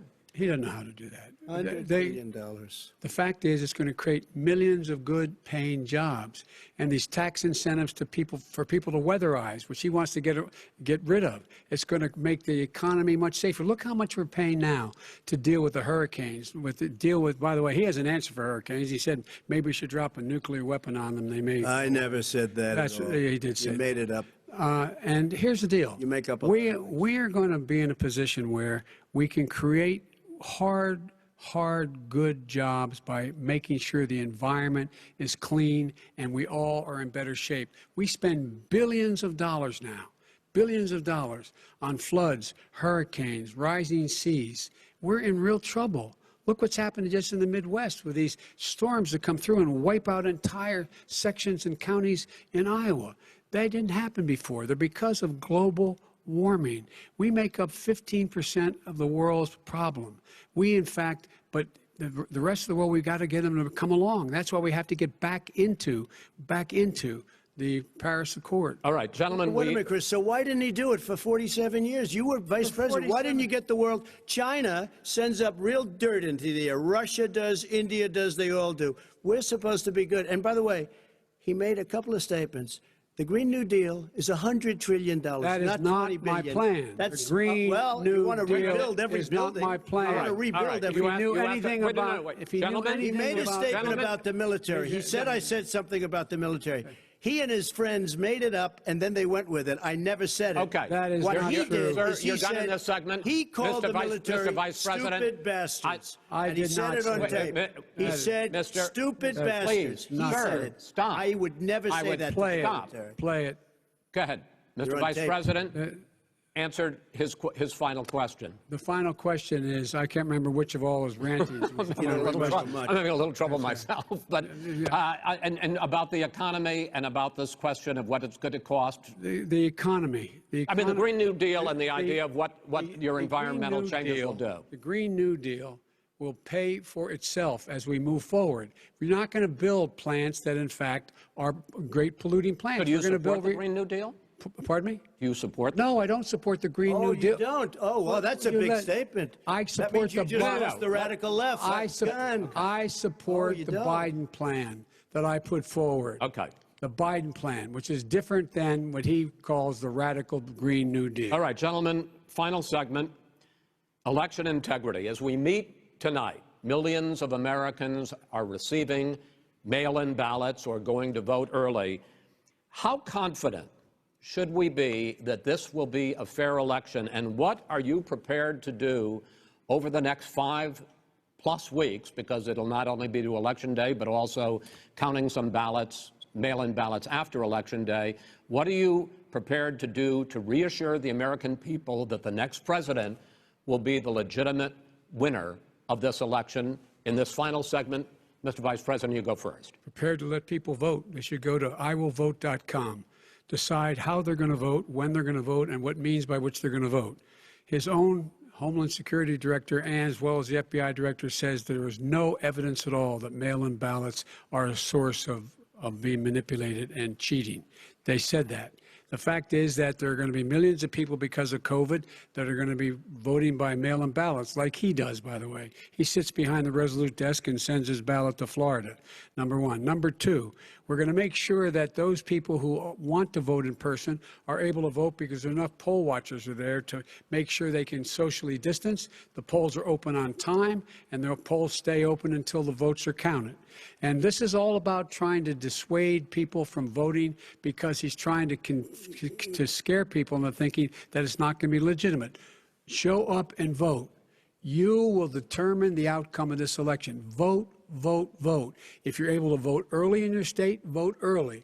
If you're able to vote in person, vote in person. Vote whatever way is the best way for you, because he cannot stop you from being able to determine the outcome of this election.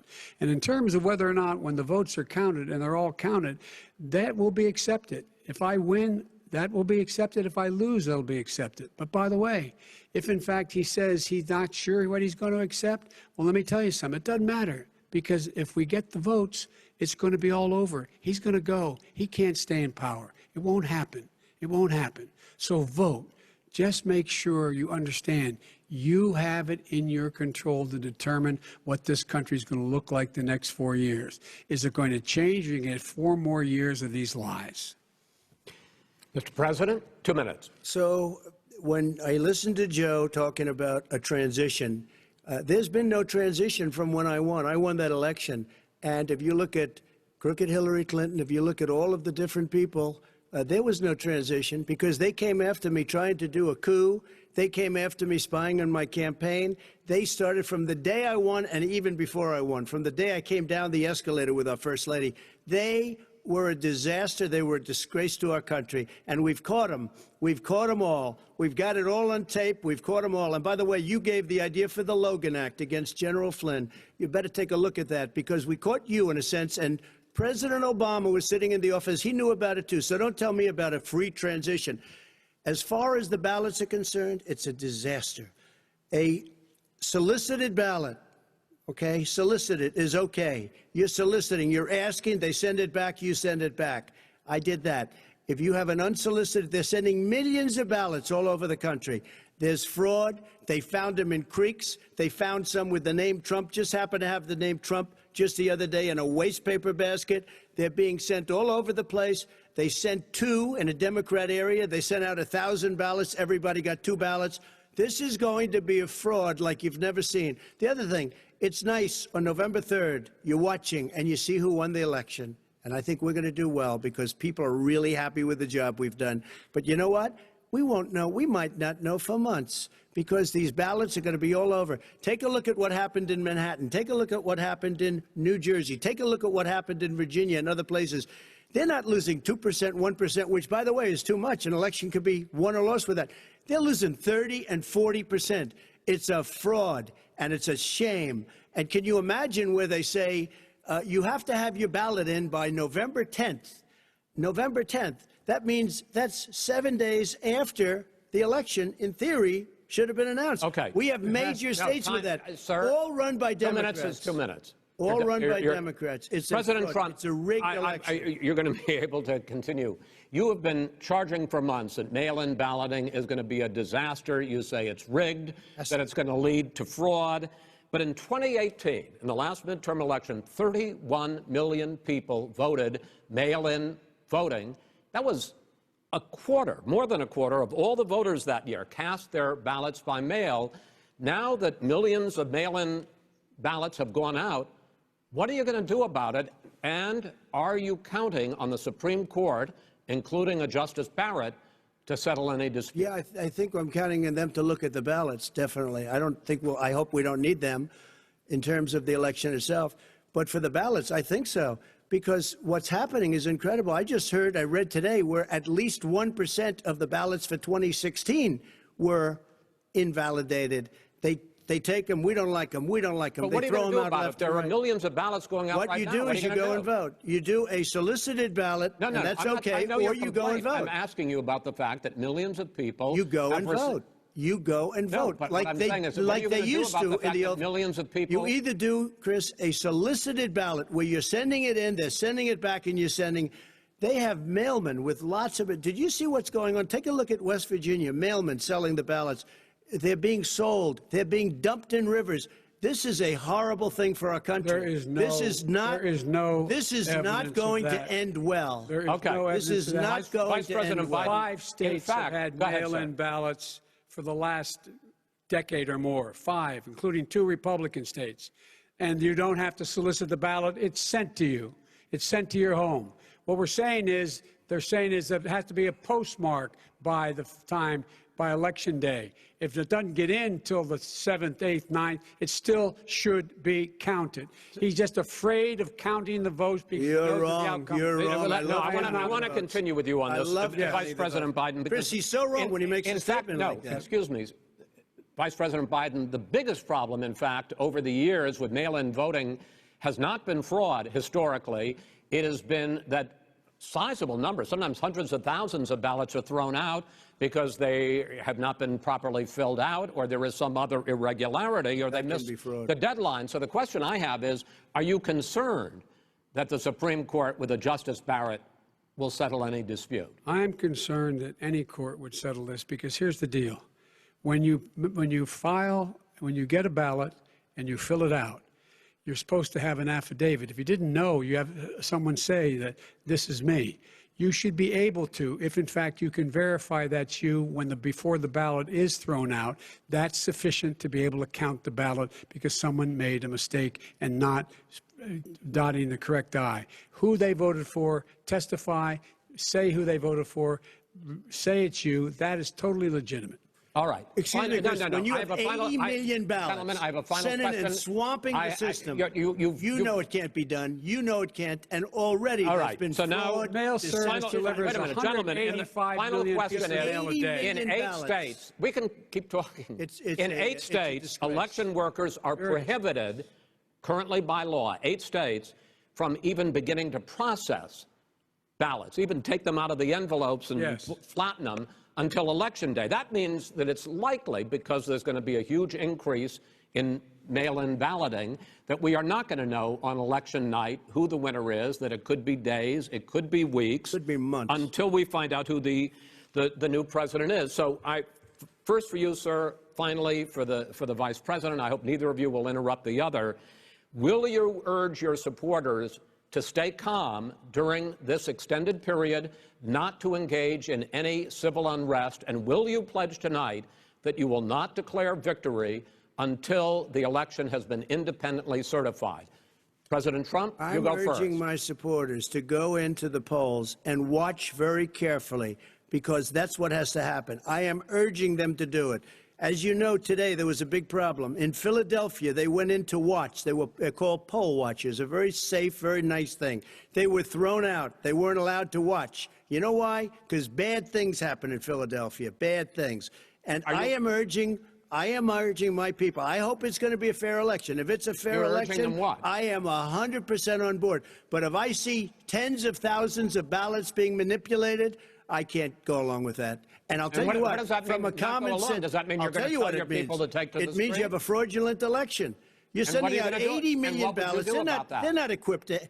These people aren't equipped to handle it, number one. Number two, they cheat. They cheat. Hey, they found ballots in a waste paper basket 3 days ago, and they all had the name military ballots. They were military. They all had the name Trump on them. Vice President you think Biden, that's good? Vice President Biden, final question for you. Will you urge your supporters to stay calm while the vote is counted, and will you pledge not to declare victory until the election is independently certified? Yes, and here's the deal. We count the ballots, as you pointed out.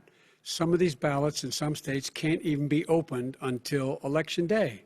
And if there's thousands of ballots, it's going to take time to do it. And by the way, our military, they've been voting by ballots since the end of the Civil War, in effect. And that's what's going to happen. Why was it not? Why is it for them somehow not fraudulent? It's the same process. It's honest. No one has established at all that there is fraud related to mail-in ballots, that somehow it's a fraudulent process. It's already been established. Take a look at Carolyn Maloney's race. I asked you had an opportunity to respond. Carolyn Maloney. Go ahead. They have no idea what Vice President Biden, go ahead. He has no idea what he's talking about. Here's the deal. The fact is, I will accept it, and he will too. You know why? Because once the winner is declared, after all the ballots are counted, all the votes are counted, that'll be the end of it. That'll be the end of it.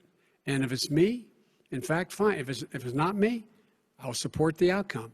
And I'll be a president not just for the Democrats. I'll be a president for Democrats and Republicans. And this guy, I want to see an honest ballot count. Gentlemen, you say that's the end of it? This is the end of this debate? Honest ballot count. We're going to leave it there. To be continued as in more debates as we go on. President Trump, Vice President Biden, it's been an interesting hour and a half. I want to thank you both for participating in the first of 3 debates that you have agreed to engage in. We want to thank Case Western Reserve University and the Cleveland Clinic for hosting this event. The next debate, sponsored by the Commission on Presidential Debates, will be 1 week from tomorrow, October 7th, at the University of Utah in Salt Lake City. The 2 vice presidential nominees, Vice President Mike Pence and Senator Kamala Harris, will debate at 9 p.m. Eastern that night. We hope you watch. Until then, thank you and good night.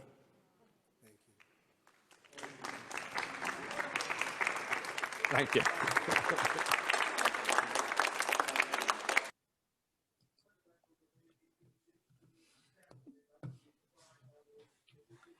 All right.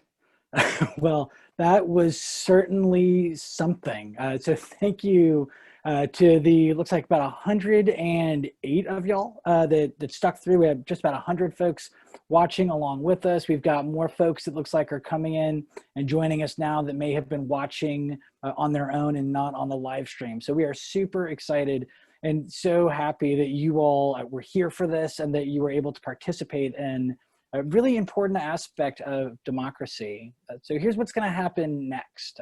Initially, our plan was Dr. Lemuel and I were going to talk for a little bit about the debate and leave a little bit of time for questions. But we've had so many great questions popping up in the Q&A and in the chat. Though as we were talking about it backstage, we wanted to center this conversation about what you all care about. And we were saying that so many of the observations that we had, you all are making in the chat and you all are having on your own. So we want to bring folks into the conversation. The way that we're going to do that is that Dr. Lemuel and I are each just going to give a very quick assessment of the debate, like one big idea to take from it, because there's so much, frankly, that we could have taken from it. And then we're going to use the Q&A function in the webinar. So on the bottom of your Zoom screen, you'll see something that says Q&A, and then it's got the 2 little message boxes. That is where we are going to be looking for questions. So we've been trying to keep track of your questions in the chat. We think we've got them all down. But if you've got a question you'd like us to answer, if you'd like something you'd like us to talk about as part of our expertise in communication and political rhetoric and public argument, then use that Q&A box. And that's where we're going to draw our questions from. And we'd love to hear what y'all's questions are, because as we were talking, you all hit on so many of the important issues. This, as a lot of you mentioned in the chat, is a tough debate to evaluate. I just got a text from a big group of friends of mine that said, wow, this debate is kind of nuts. And I said, you're telling me I got to go help explain it to 100+ people in about 3 minutes. So it was definitely a challenge. There was a lot of dismay about the nature of debate. There was lots of interrupting. But one thing that is important to remember about presidential debates is that they don't happen in isolation. We tend to think of debates as these discrete events. We tend to think of debates as these things that happen tonight as debate 1, and then nothing again until debate 2 with the presidents in 2 weeks, or nothing again until the vice presidential debate next week. That's not how modern political campaigns work. Modern political campaigns are contextual, meaning that the things that happened before this debate came into the debate. So you saw the candidates desperately trying to get out things they wanted to talk about, whether or not the moderator had asked them about it. And then we're going to see ads, and we're going to see speeches, and we're going to see social media. Both of the candidates' Twitter feeds were active during the debate, so clearly their social media directors were already tweeting out their big lines from the debate. So we're going to see these moving forward. And so one way in which this debate is useful is to get a sense of how this is going to shape and frame the way we talk about the election going forward. I'll be interested to see how many people were watching after the first 15 minutes. I think it'll be interesting to see how long people stuck with this debate. But even if people didn't watch to the end of the debate, we're going to be seeing parts of this debate in advertisements and news coverage and on social media. So just as the example, the thing that I wanted to talk about was just kind of moving forward. What will the strategy look like? I think the Trump strategy of trying to portray Biden as weak and out of touch was the clear focus for Trump throughout that debate, which means I would expect to see ads. At one point, Biden loses count while he's counting, and Trump interrupts to remind him. I wouldn't be surprised if we saw that in an ad coming forward. There's a couple of times where Biden is laughing or where Biden looks flustered. I wouldn't be surprised if we saw that in ads going forward. And so I think we'll see that. And I think we'll also see some attempts to draw attention of the Democratic Party, where a couple of times Biden kind of explicitly denounced policies from the progressive left, like defunding the police or the Green New Deal. I think we'll probably end up seeing that in ads. On the other side, in terms of looking forward from the Biden campaign, Biden had a couple of pretty good lines in this debate that I think that we might see in advertisements going forward. One of the times when Biden said he doesn't want to let me answer because he knows I have the truth. Another line from Biden was, it's not about his family, it's not about my family, it's about your family. So I expect to see those quotes in advertisements spliced in with Trump talking about himself. I think there's a couple of times where Biden was attempting to talk about the effects of things like COVID or the economy or racism, and Trump's response was to talk about himself in the election. So I think that we will likely to see some ads coming up in these next couple of days, if not by the end of tonight, where we'll see Trump talking about himself, Biden talking about the voters, and then an argument about why Biden is for the American families, but Trump isn't. So I think that is where we might see some of the strategy going forward. And Joel, what were some of the things that you took from the debate? Yeah, so there are many different points of emphasis, but I think honestly the one that is kind of the most important, given the way that things went down, is kind of how did Vice President Biden do in terms of adapting to the president's kind of hyperbolic and confrontational style. I would say that the campaign strategy was to remain above the fray, and you could see as the debate started off, when the president interrupted, Biden tried to remain calm, to smile, sometimes to kind of laugh at his opponent, to disarm him.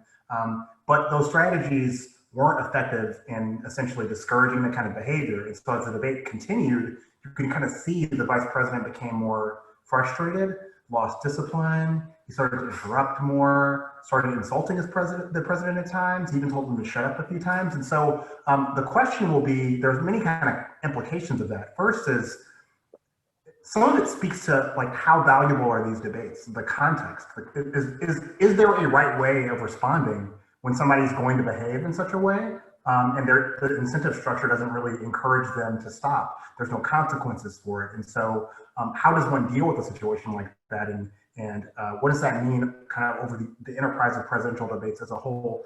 The second thing would be, given the fact that the vice president lost discipline, how did he come off? Was he able to essentially behave non-verbally in such a way that is consistent with his overall message of being kind of above the fray, being the mature person in the room, being presidential? And do people think that he did a good job of that? Obviously, there's still a big contrast, but what do people think about that? And I'm kind of interested to hear what some of the students have to say about that question.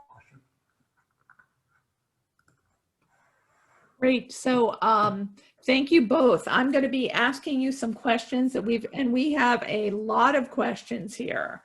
So feel free to whoever wants to jump in, either of you, to take the answer to this. The first one is an early question from AJ McQuarrie from Jessica Beatty's Comms 327 class. His question is, nothing seems to take down Trump, no matter what he says or what negative story is released. What impact, if any, do you think his tax return bombshell will have on him tonight?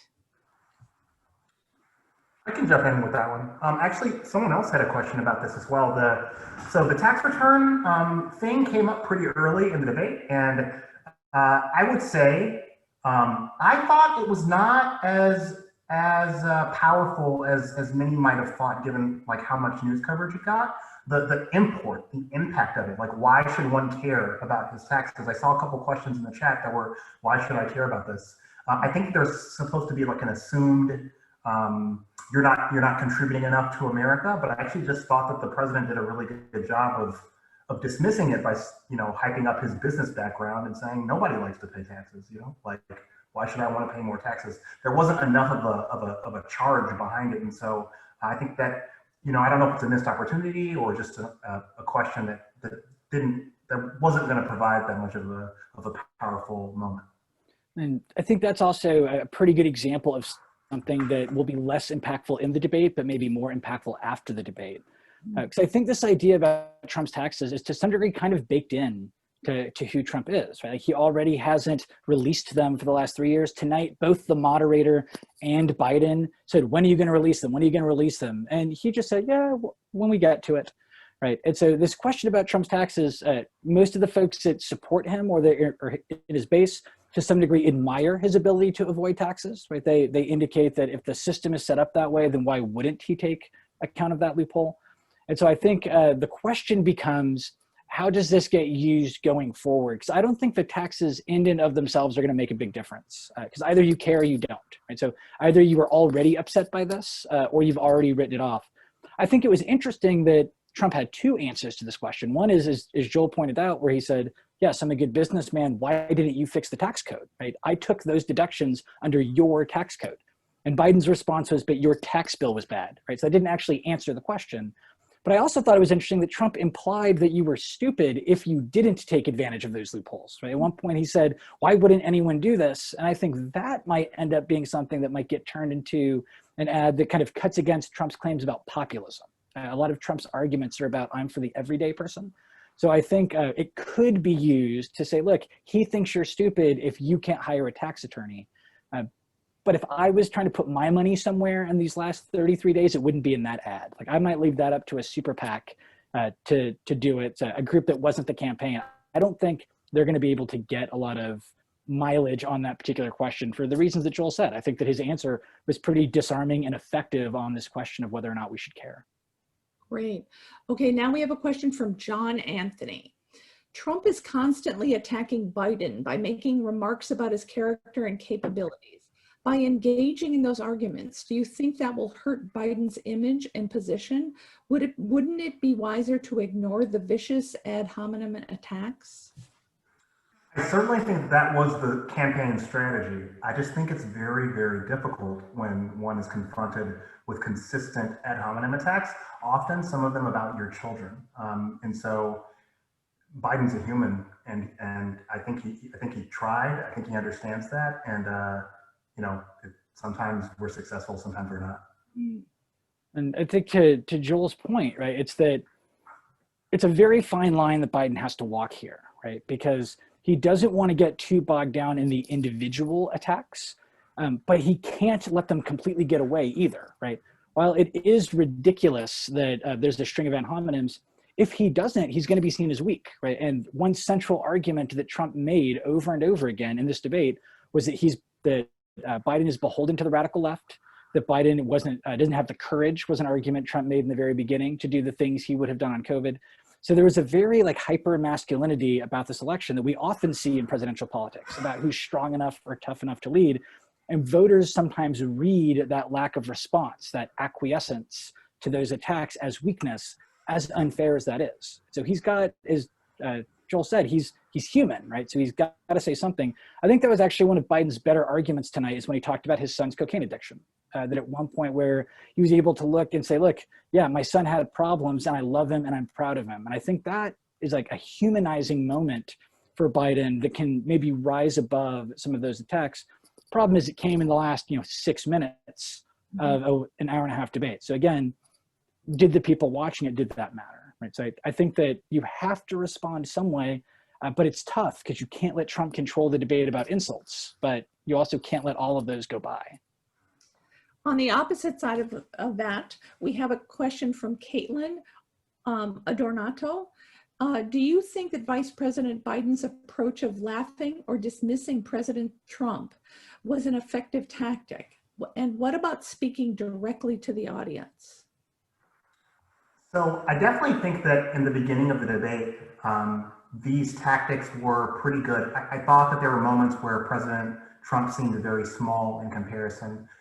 But as the debate wore on and the vice president's patience wore thin, when he started to engage in some similar behavior, it undercut that strategy overall. I did think that the moments where he would speak directly to the audience, especially in moments where he's like, look, here's the motive, here's the underlying motive behind the president's. I thought some of those moments could have been very, very powerful. There were a lot of them though.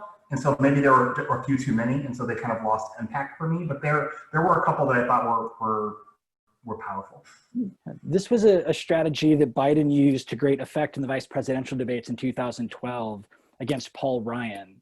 And in that debate, he was very easy to highlight his experience with Paul Ryan's relative inexperience because Paul Ryan wasn't Trump. And so I agree that maybe initially the second time he's like, come on, man, let me finish. Or why don't you let me talk?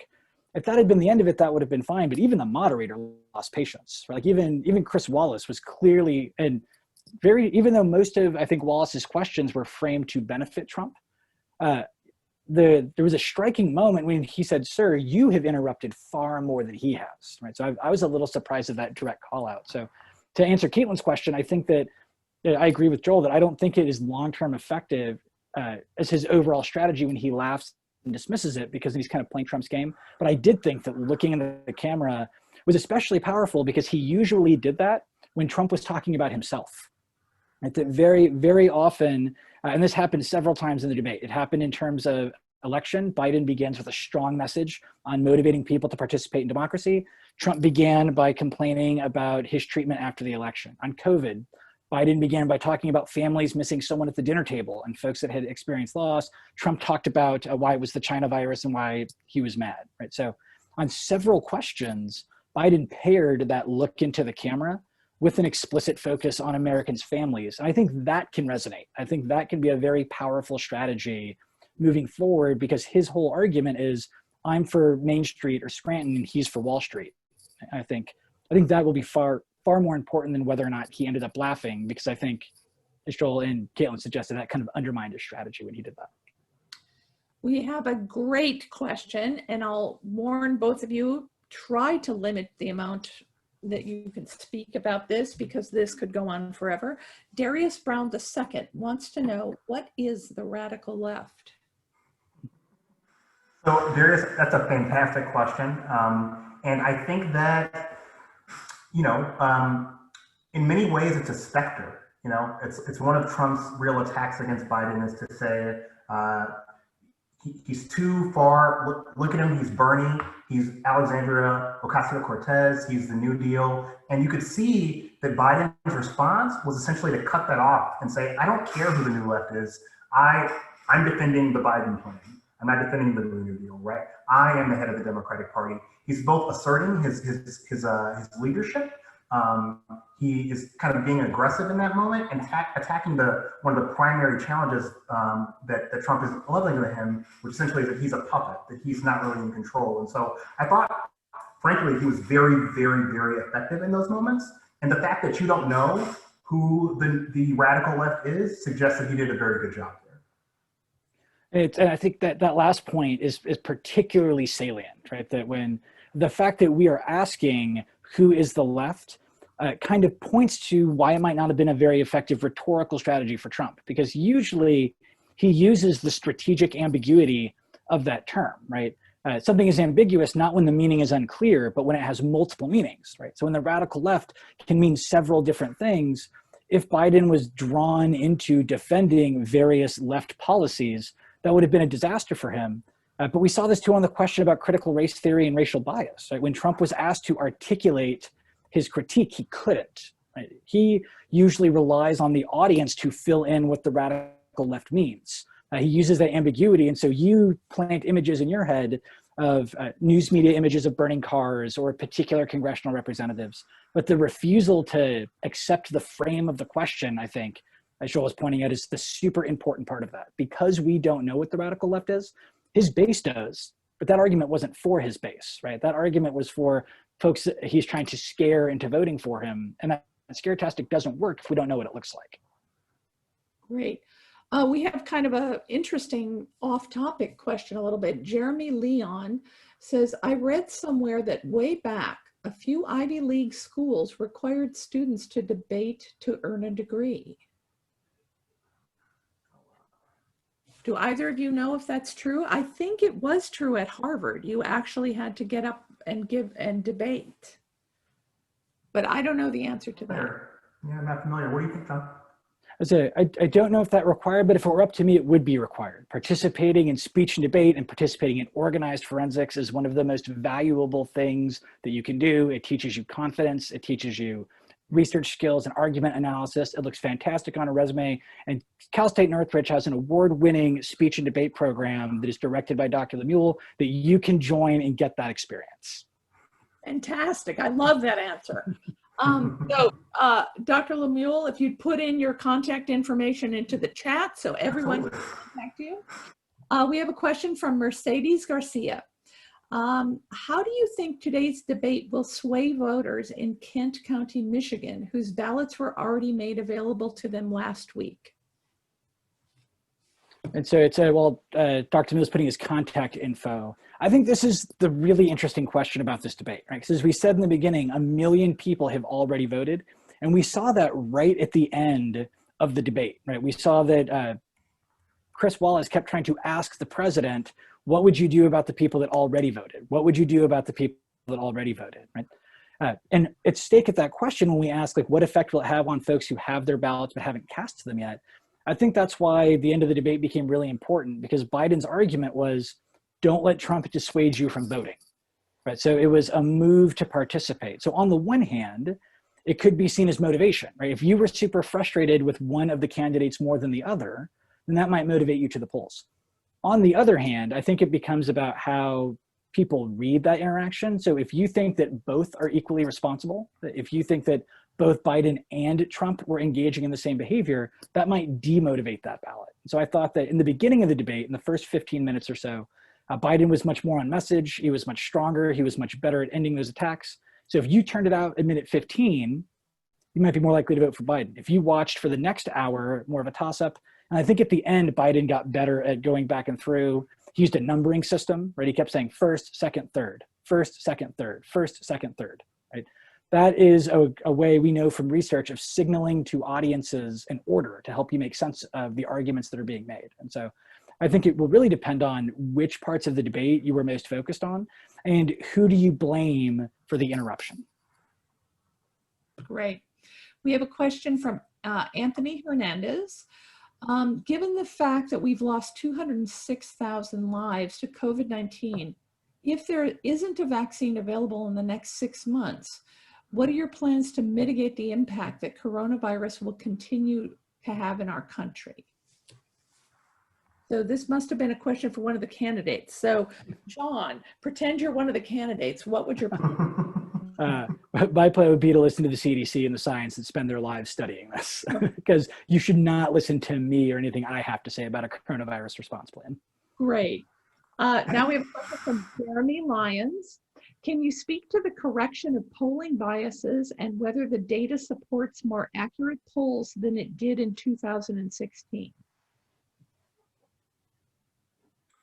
That's a complicated question to answer. What I would say is that the leads are just bigger and more stable over a much longer period of time. And so while a lot of the issues with polls and a lot of the issue is just like demographically, some demographics are left out. Like oftentimes uneducated voters, for example, in particular states are not as big of a portion of the sample as they should be. And so there are some problems there. But what I would say is that compared to 2000, that race fluctuated much more.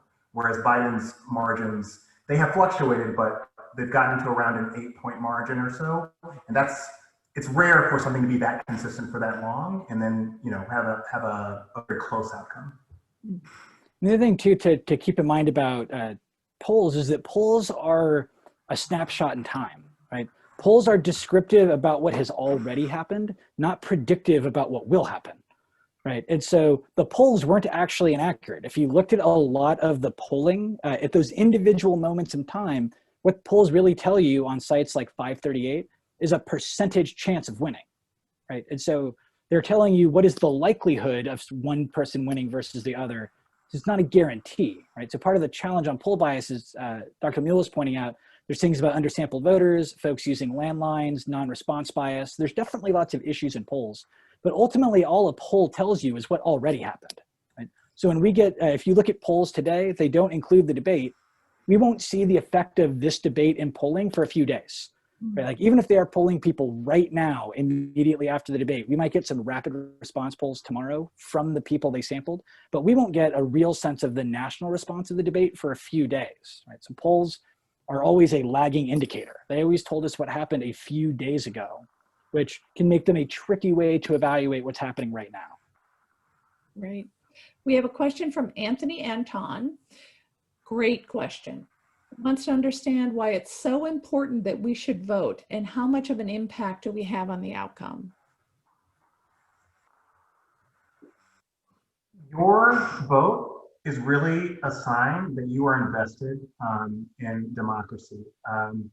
I feel very, very, very strongly as a person who teaches speech and debate that what my job is to help students to attain the skills they need to participate in a democratic society. And there are many ways to do that. Voting is only one way of doing that, but it is a really, really important way to do that. There are a lot of conversations going on right now about voter disenfranchisement, people's votes not being counted because they're in the mail, questions about whether or not certain candidates would acknowledge election results. And frankly, a lot of those conversations are producing anxiety in people. It's producing this kind of feeling of powerlessness. And so if you're a person who's kind of on the outside of politics, if you think that the outcome won't matter, right? Like things are just going to go the way that they're going to go, whether I vote or not, you're less likely to vote. It's really, really important for you to understand that your vote is very, very powerful.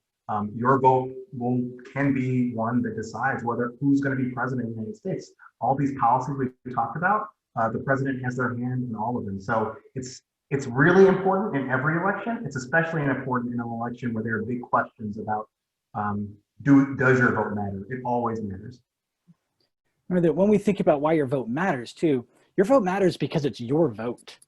Your vote is your declaration of what you think is important, what you think is valuable. Your vote is your declaration of what democracy means to you, what it means to be an American, what it means to be a part of a community, what it means to celebrate the best of us and to condemn the worst of us. Right? Your vote is much more than pulling a lever for a politician. Your vote is your expression of your will and your civic capacity to be in the world. So even if you make that vote and your candidate loses, that wasn't the point of the vote, right? Like you want your candidate to win, but the reason democracy is an institution is because it gives us the opportunity to express that will and express our values. And voting is a central means by which we get to do that. So in a very real and material level, it is how you get to participate even outside of the outcome.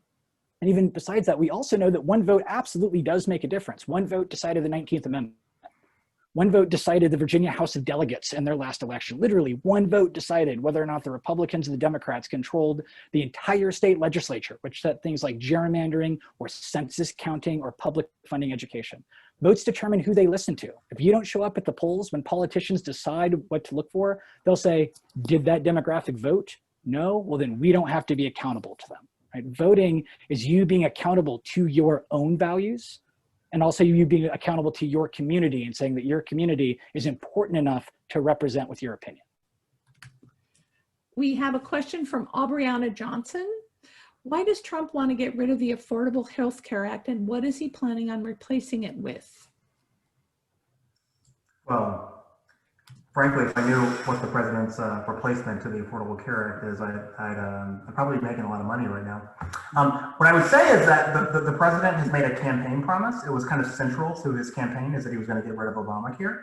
and he was going to replace it with a superior option. And so in many ways, it's just a really important like symbol. You know, if there are certain campaign promises that you make, being able to come through on those is a sign that you can you could follow through on your word, and you keep symbolic victories, especially a person like Trump, who's a big part of his brand is being a winner. And so in many ways, the specific context of the healthcare bill is like not so important to the campaign, I would say, or it certainly sometimes seems like it's less important than just getting the win of the repeal. And so, and to some degree too, like if we wanted to think about it in terms of politics, the general conservative objection to Obamacare is that it limits choice, right? Is that Obamacare mandates some level of government control, but Trump rarely makes those arguments, right? He just says he wants something better and bigger, and then he defends the popular parts of Obamacare, like the coverage for pre-existing conditions, students staying on their parents' health care. So he supports all of the popular parts of the bill. He just doesn't like that it's not his bill. Right. It's a lot of part of it is to say that we want to make sure that people have choice. They're not required to have these policies, which we can have real debates about the substance of how do we regulate the healthcare market. That could be important. But Trump had several opportunities tonight to make those arguments. And the only argument he made is we'll make something bigger and beautiful and better. Right. Like, so there wasn't actually an argument for a new healthcare policy as much as his capacity to do something better. Another question from Victoria Padilla. I'm just trying to understand Trump's strategy. What benefit could come from his constant interruptions as well as his moments of argument with the moderator? That's a really good question, Victoria. It might be helpful to step back and say, sometimes things are not, everything isn't strategic. You know, there's some aspects of debating that's just like idiosyncratic, personality-wise. And you can't really, it's a question of strategy requires discipline. And sometimes you have moments where discipline breaks down. So that would be my first kind of statement. The second would be, there are some benefits. It's difficult to have a detailed, rigorous discussion of policy and value when you are frustrated.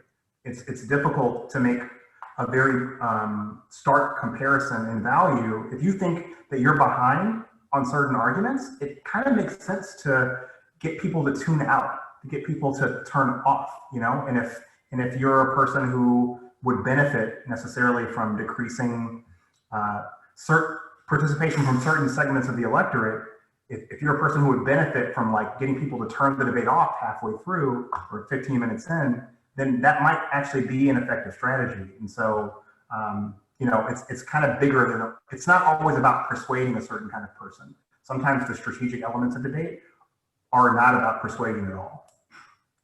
And we saw that a couple of times when Biden would start making specific critiques about Trump's policies, or Biden would give specific examples of what he would do, would often be when Trump would say, yeah, but what about this, right? And so if Chris Wallace is disciplining Trump, then he's not listening to Biden. Right? And if Trump doesn't, if part of Trump's idea is that he's the outsider, he's performing that disruption, right? His argument is that we need to disrupt Washington and that I will fight for you. His whole brand is I am fighting for you. So to some degree, he's also fighting, right? He's performing that idea of fighting when he's interrupting. And Joel made a really important point, right? That it's always not necessarily strategy. Like, just like Biden is human and responding to attacks on his family, right? When Trump gets frustrated, just like when we get frustrated, he might feel like he's not being heard. So, and I think we saw that in the discussion of the election. I think he was at his most passionate when he said, you've been attacking me every day since I got elected. Like, that's when Trump demonstrated the most intensity of the entire debate, right? So sometimes we just get frustrated and it erupts. We have a question from John here. How well did Biden stay on message? How did he respond to Trump's unique debating style? And did he do a good job of framing Trump as a liar and unqualified to be president? That is a whole lot of questions. And so on the question of, did he do a good job of framing Trump as a liar? Probably not, because he didn't get the opportunity to highlight a lot of the so-called lies, right? I had a fact checker running on Twitter while it was happening, and there was lots of fact checking going on, but Biden merely saying he's a liar isn't going to get the job done, right? but that's not really something he can accomplish in the debate either. I'm not sure that should be his goal. His question of staying on message, I think he did better in the beginning and at the end. I think that Biden's message was pretty clear throughout this, that his frame was that Trump is unfit and has no plan. He doesn't know what he's talking about. Trump is concerned about himself, and he's not concerned about you. I'm concerned about you, and I will have a plan when I come in. And I think that is the core of what Biden's message was in the debate. And I thought that there were times where he did that really well. And there were other times where he started to take Trump's bait, especially in the middle of the debate, where Trump would interrupt him and he would start to answer. Right? Trump said, well, what is it? He's like, well, I told you when he's doing that, he's not staying on message. What was the first part of the question, Julia? I know that was the second and the third question. So let's see, the first part of the question was how well did Biden stay on message? Oh, so that was one. Then what was two? How did he, the framing and then of Trump, and then how did Biden respond to Trump's unique debating style, which I think you guys probably answered before. I think Trump's framing was definitely consistent, right? Biden is the tool of the left. He's a radical socialist. Only I can get this done. And I think he was remarkably consistent on that message. Mm-hmm. Good. Okay, so now we have, well, and here's a question, interesting question from Gabriela Fregoso. If felon disenfranchisement laws were not in place, and we know they're not in place everywhere in every state, which candidate would gain the more votes? So you're asking which candidate would stand to benefit the most from people who were previously incarcerated and now were able to vote?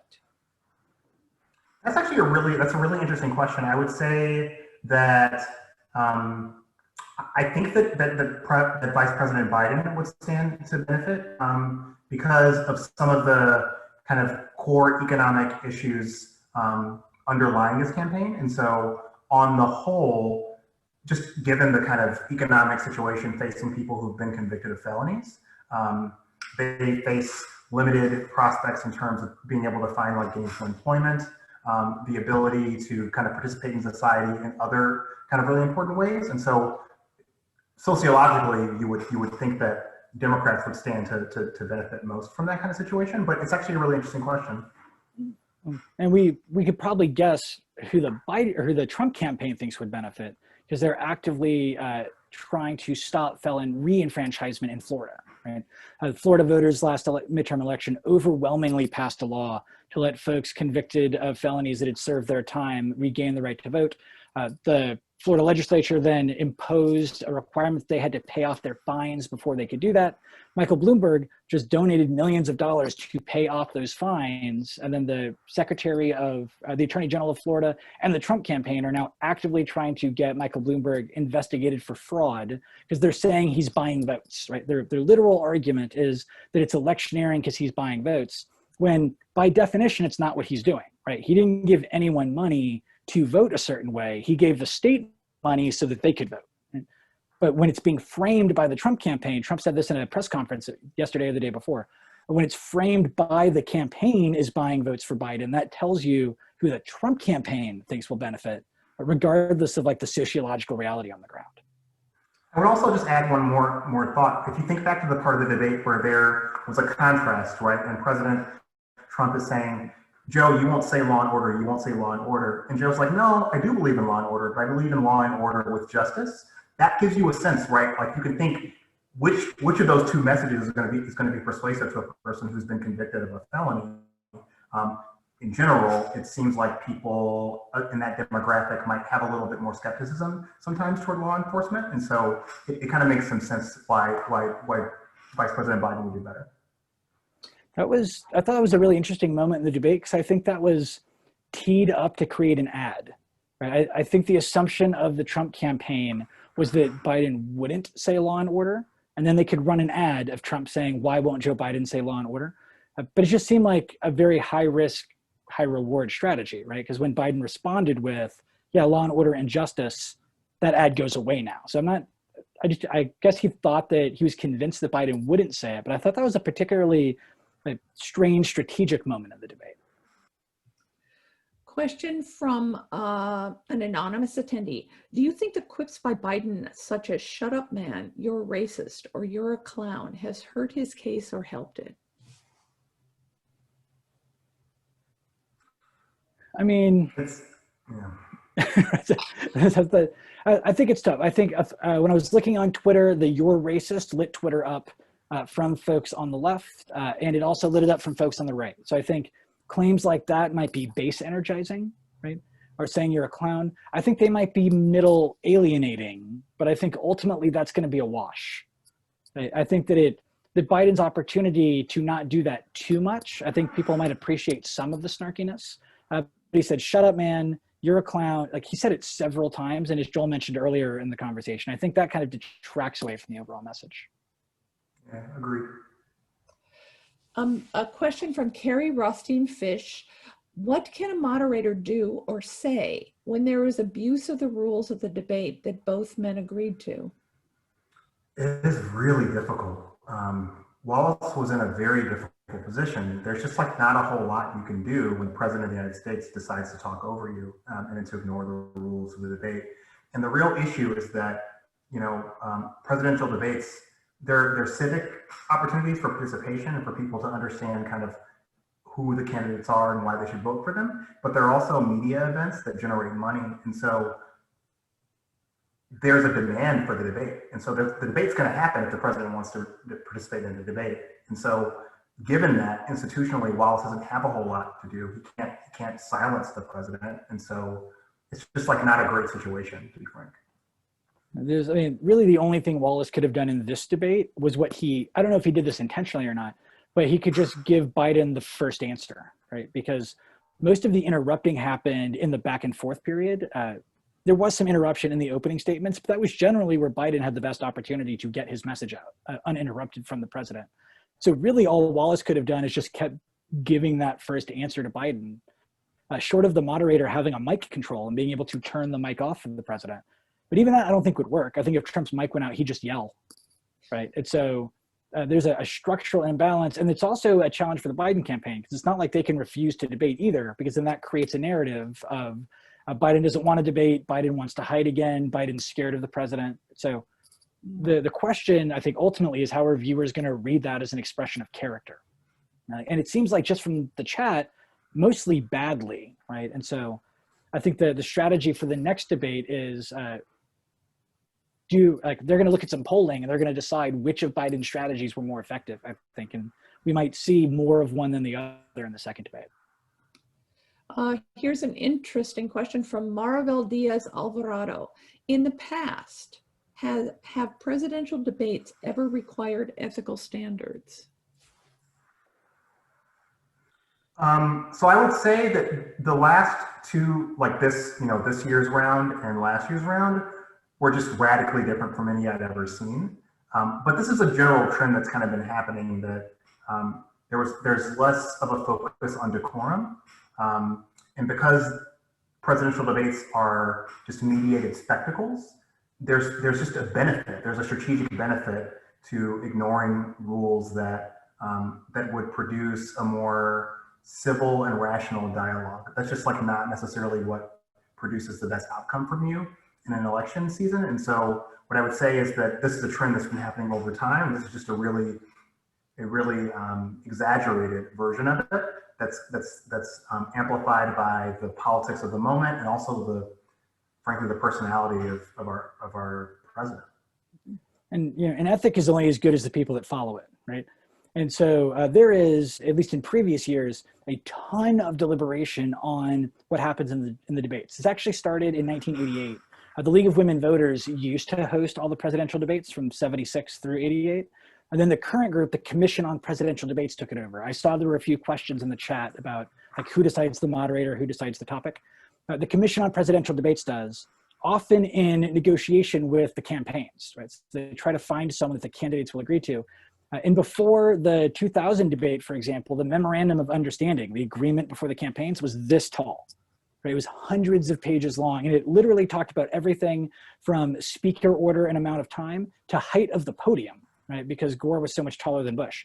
And so they negotiate these things down to really specific details. And so in theory, there are ethical standards in the debate, right? Like a time limit, right? Or an express rule of this debate was to let the other person finish, right? Like that, they made that a rule, which Wallace kept saying.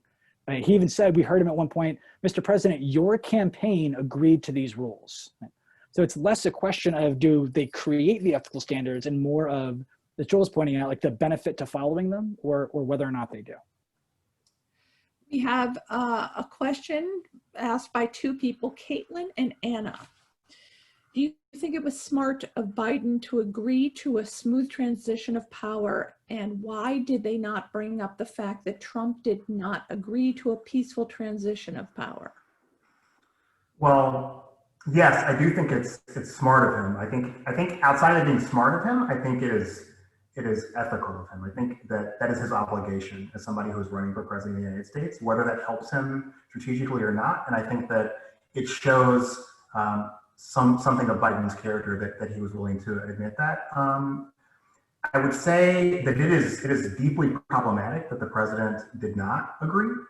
But this gets back to something I was saying before, in that while I can't really speak to the president's motive, one thing I can say is that political science research tells us that statements like that, or the absence of a statement like that, discourages people from voting. If you are on the outside of the political process and you're a person who is more skeptical, if you think that no matter what happens if you vote, the system will continue on in the same way, you're just less likely to get out and vote. And so I think part of it is, if we want our system to work, we can't amplify messages like that.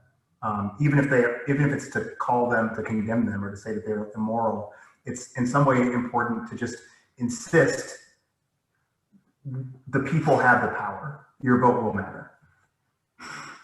And this goes back to the earlier point of the way that debate will evolve. There's not a ton of strategic advantage for Biden to point out that he didn't answer the question right there.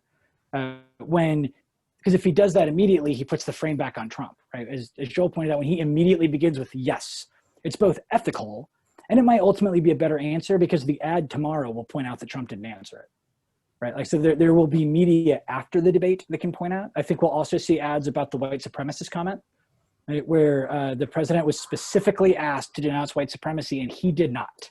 He said, which groups do you want me to call out? He said, denounce white supremacy. He says, what do you want me to say? Denounce white supremacy. And he said, okay, fine. The Proud Boys stand by. He said, stand down. And then he said, stand by. And then he moved on. Right. And so Biden could have in that moment, like, tried to redirect it and have that conversation. But on its own, it kind of sits there. And you're going to see that in ads over the next week. Right? And so that will emerge in the campaign discourse.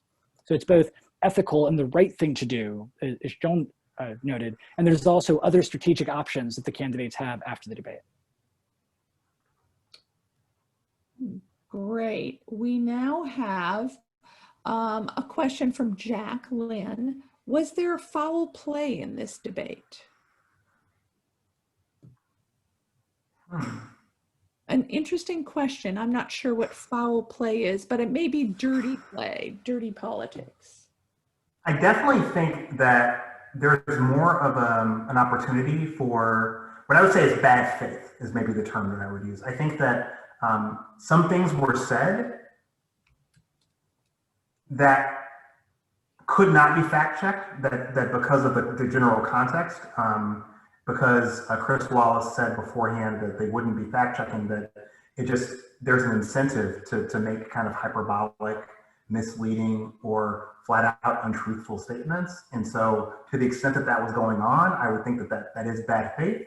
But I would also say that that's kind of par for the course now. Like, that's not very surprising, given the way that some other debates have gone down. And so it seemed bad, but it didn't seem worse to me than normal, which really does kind of speak to the moment that we're in. I don't know. What do you think, John? It's that, right? Like, I think that, we've had strange allegations of foul play in historical debates. In the 2004 debates between Kerry and Bush, there were allegations that Bush was wearing a wire. There was lots of images of them showing like the back of his coat and whether or not a wire was going up the back.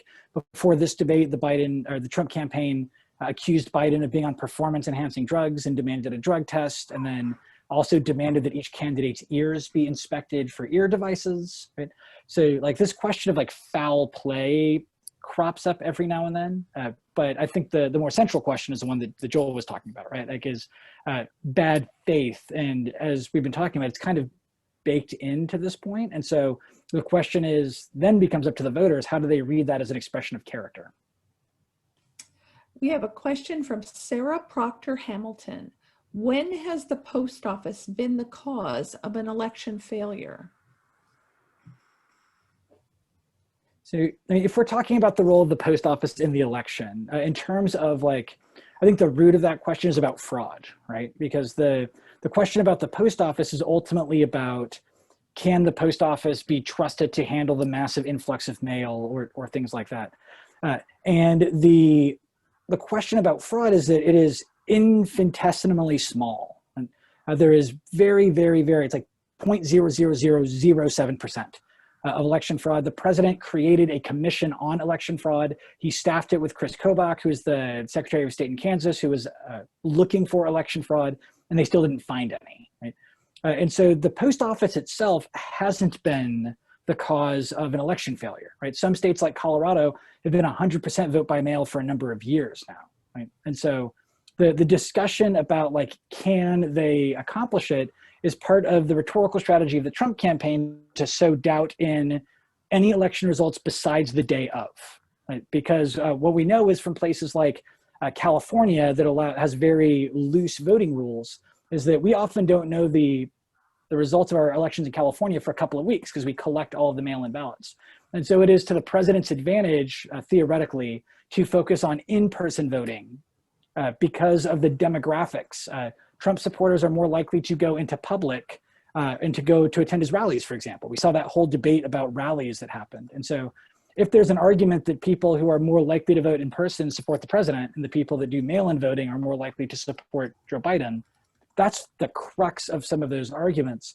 Or at least in this debate, we didn't get any evidence of the inability, right? The president referenced one thing about ballots being found in Pennsylvania, which was later demonstrated to have been inaccurate, right? So it's, the question about the post office is more a way of talking about broader questions of election security than it is a particular indictment of the Postal Service. Similar questions, I'm going to ask them together from two different people, David Abovian and Jorge Beltran. David wants to know, if someone is not old enough to vote, what is the best way that they can fulfill their civic duty to my party and community without contributing my opinion on a ballot? And Jorge wants to know, how does one get more involved with politics if they want to find a career in that? Well, one thing I would say is that there are many different ways to exercise your civic responsibility. And so actually, I'm gonna make a selfish pitch here. So joining the speech and debate team at CSUN is actually a great way to do that. And so you cultivate the skills that you will need to essentially make your voice heard in any context that you want. You learn that your voice is powerful, that you can persuade people. You learn that even if you can't persuade someone, it's really important to argue in a kind of ethical and an important manner. And frankly, if more of our elected leaders had those skills, if we cultivated a generation of young people that took the responsibilities of arguing very seriously, you might just get less debates like this. And so I think that that looking for opportunities very similar to speech and debate at CSUN would be awesome. And if you want to get involved, so I was definitely going to plug speech and debate. So yes, what Joel said. And then another thing that you can do too is you are watching this debate and you have hung in here with us to 8:30. So you might have been here for 3 hours. I'll bet money that you know more about the issues in this debate than other people in your community, right? Maybe than your neighbors who can vote, maybe than your family members who can vote, right? So being a person that is an information conduit can be a really useful way, right? We've heard of folks having ballot education community events, right? Where maybe you get everyone in your neighborhood or your building together and you sit down and you talk through propositions, right? Having conversations is how this whole thing works, right? Democracy breathes in conversation. It lives in the exchange of argument, and it dies in the partisan refusal to consider other people's ideas. So to be engaged in politics, what you're doing right now is an engagement in politics. You are already more engaged than a lot of folks are. And you can take this knowledge into your communities. You could also get involved in like volunteering for campaigns. They need folks to send text messages and to call. If you are, some folks might be able to be poll workers. They might be able to help get people to the polls.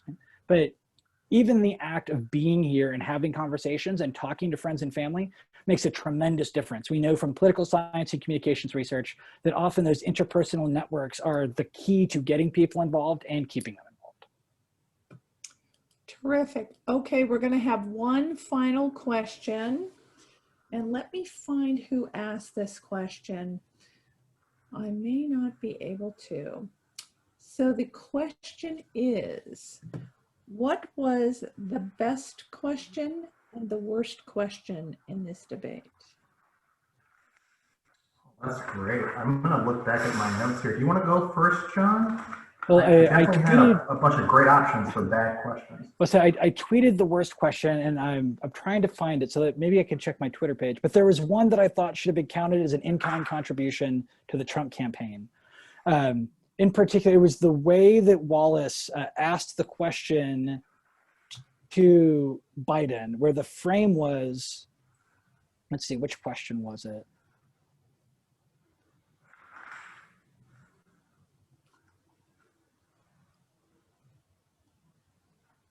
There we go, about the Portland protests, right? Yeah. And so the question about the Portland protests, I think, was probably the worst question, in part because it misrepresented some of what happened in Portland. Most of what happened in Portland were about 1 square block, right? And so the question that said, it first framed the protests as violent, then it framed them as riots. It dismissed all of the protests that happened during the day.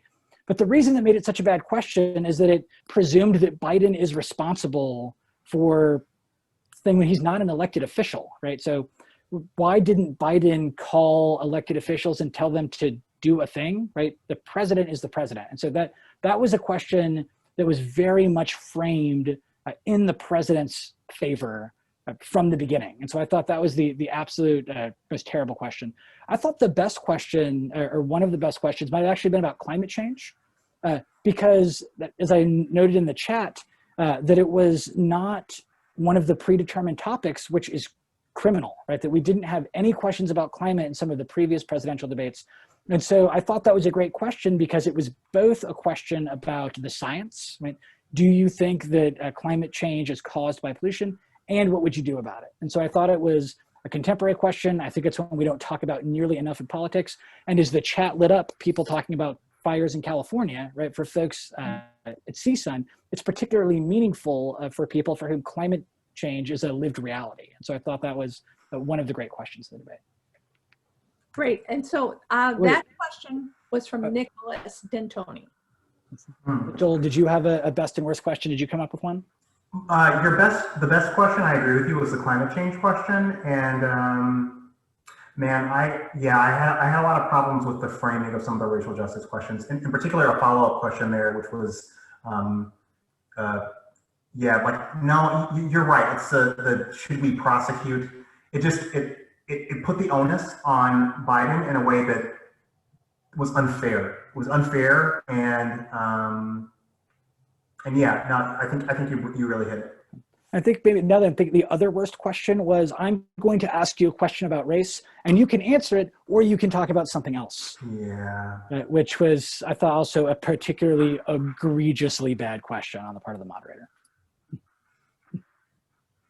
Great. Hey, thank you both, John and Joel. Now we have, John, you're going to announce we have a little treat for everybody, right? Yeah, so thank you all so much for coming out. Thank you to the 53 of y'all that hung out to the very end. That is amazing. We really appreciate you doing this. Remember, we're going to have events like this for each of the next couple of debates, and we're hoping to have them be more interactive for the last couple of debates. So if you think you can sit through another couple of these, we'll be here for the vice presidential debate next week and the presidential debates in the couple of weeks after that. One of the big questions that we talked about a lot tonight was about the nature of voting, both in the debate and about our role as citizens, what we can do, and the importance of voting. One of the other opportunities you have here at Cal State Northridge is to participate in our nationally recognized performance ensemble, directed by Dr. Jade Hewell, which is also situated in the Communication Studies Department. And they were asked to make a video. The members of the performance ensemble were asked a question, why should I vote? And we'd like to end off this event tonight that is about civic engagement. It's about meaningful participation in the practice. It's about helping you become a more involved and informed voter with the video from the performance ensemble that answers this question, why should I vote?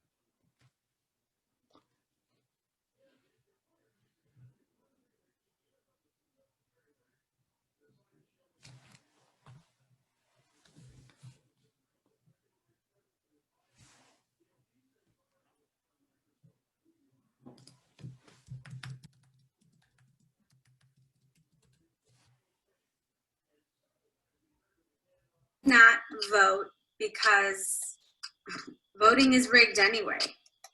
You should vote.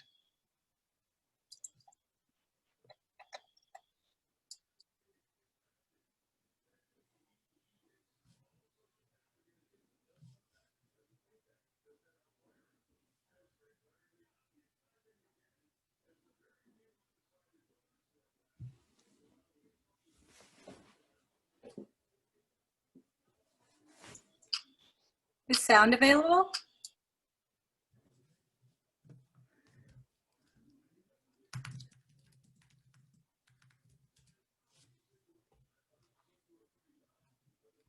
No.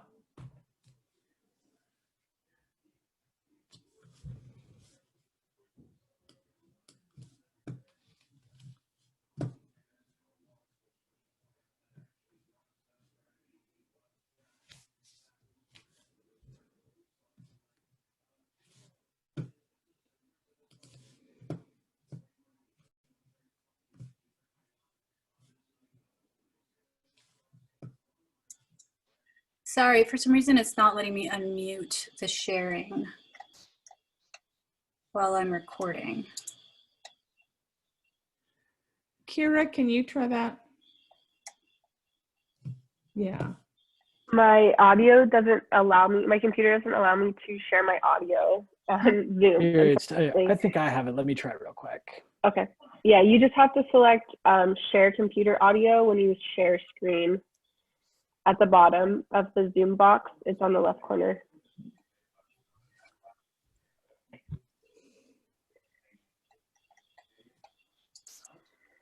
I'm grabbing it now.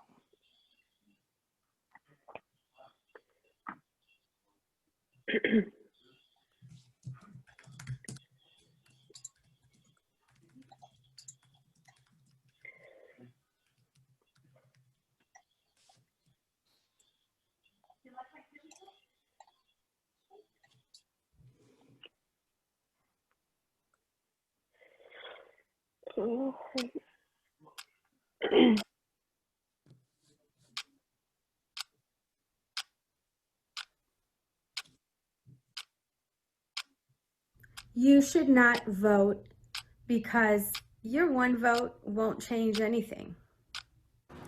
You should vote because you matter, because your values and the people you care about are important. Your America matters. Change matters. You should not vote because COVID. You should vote because it's an easy way to contribute towards change in this country. The same reason you blacked out your screen on Blackout Tuesday. And if you didn't, you should still vote because what else have you done recently? You should not vote because your community doesn't have the power to impact politics. You should vote because your great-grandparents, grandparents, parents, siblings, aunts and uncles, friends and neighbors may never have that opportunity.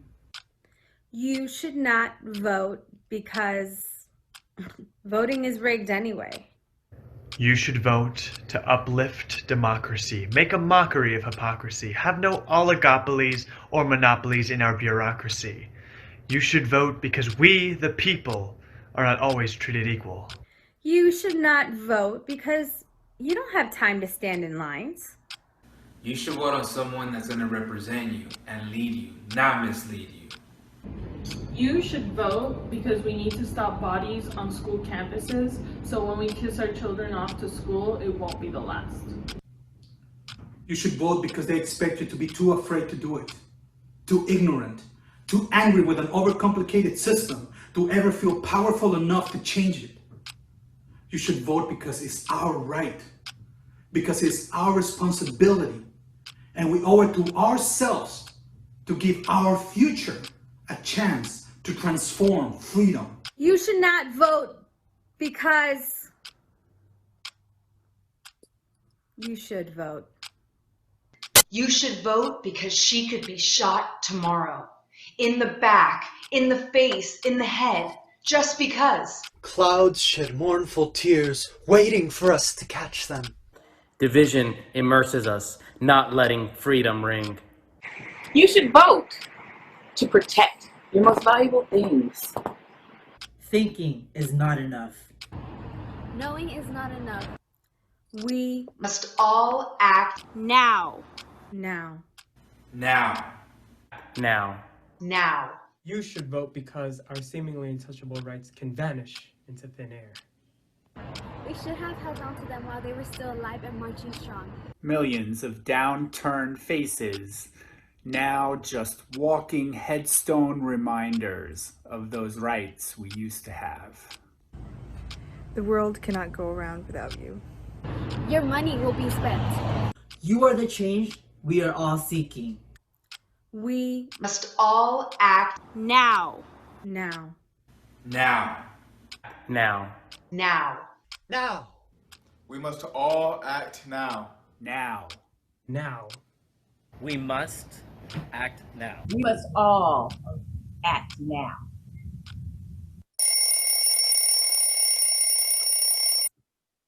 As folks that are sponsoring an event from a committee called CSUN Act Now, we couldn't agree with the performance ensemble more.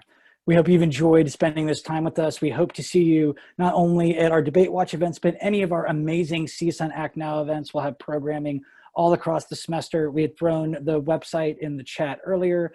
You can also find it on the Cal State Northridge Community Engagement page. We also, so far tonight, talked about the forensics team, the speech and debate program, and our performance ensemble. All of those are available in the Department of Communication Studies. Thank you so much for your time. Thank you for your energy. And most of all, thank you for your engagement in what is the most essential democratic process that only works if we all participate together. We hope to see you at our next event. Have a good night, y'all.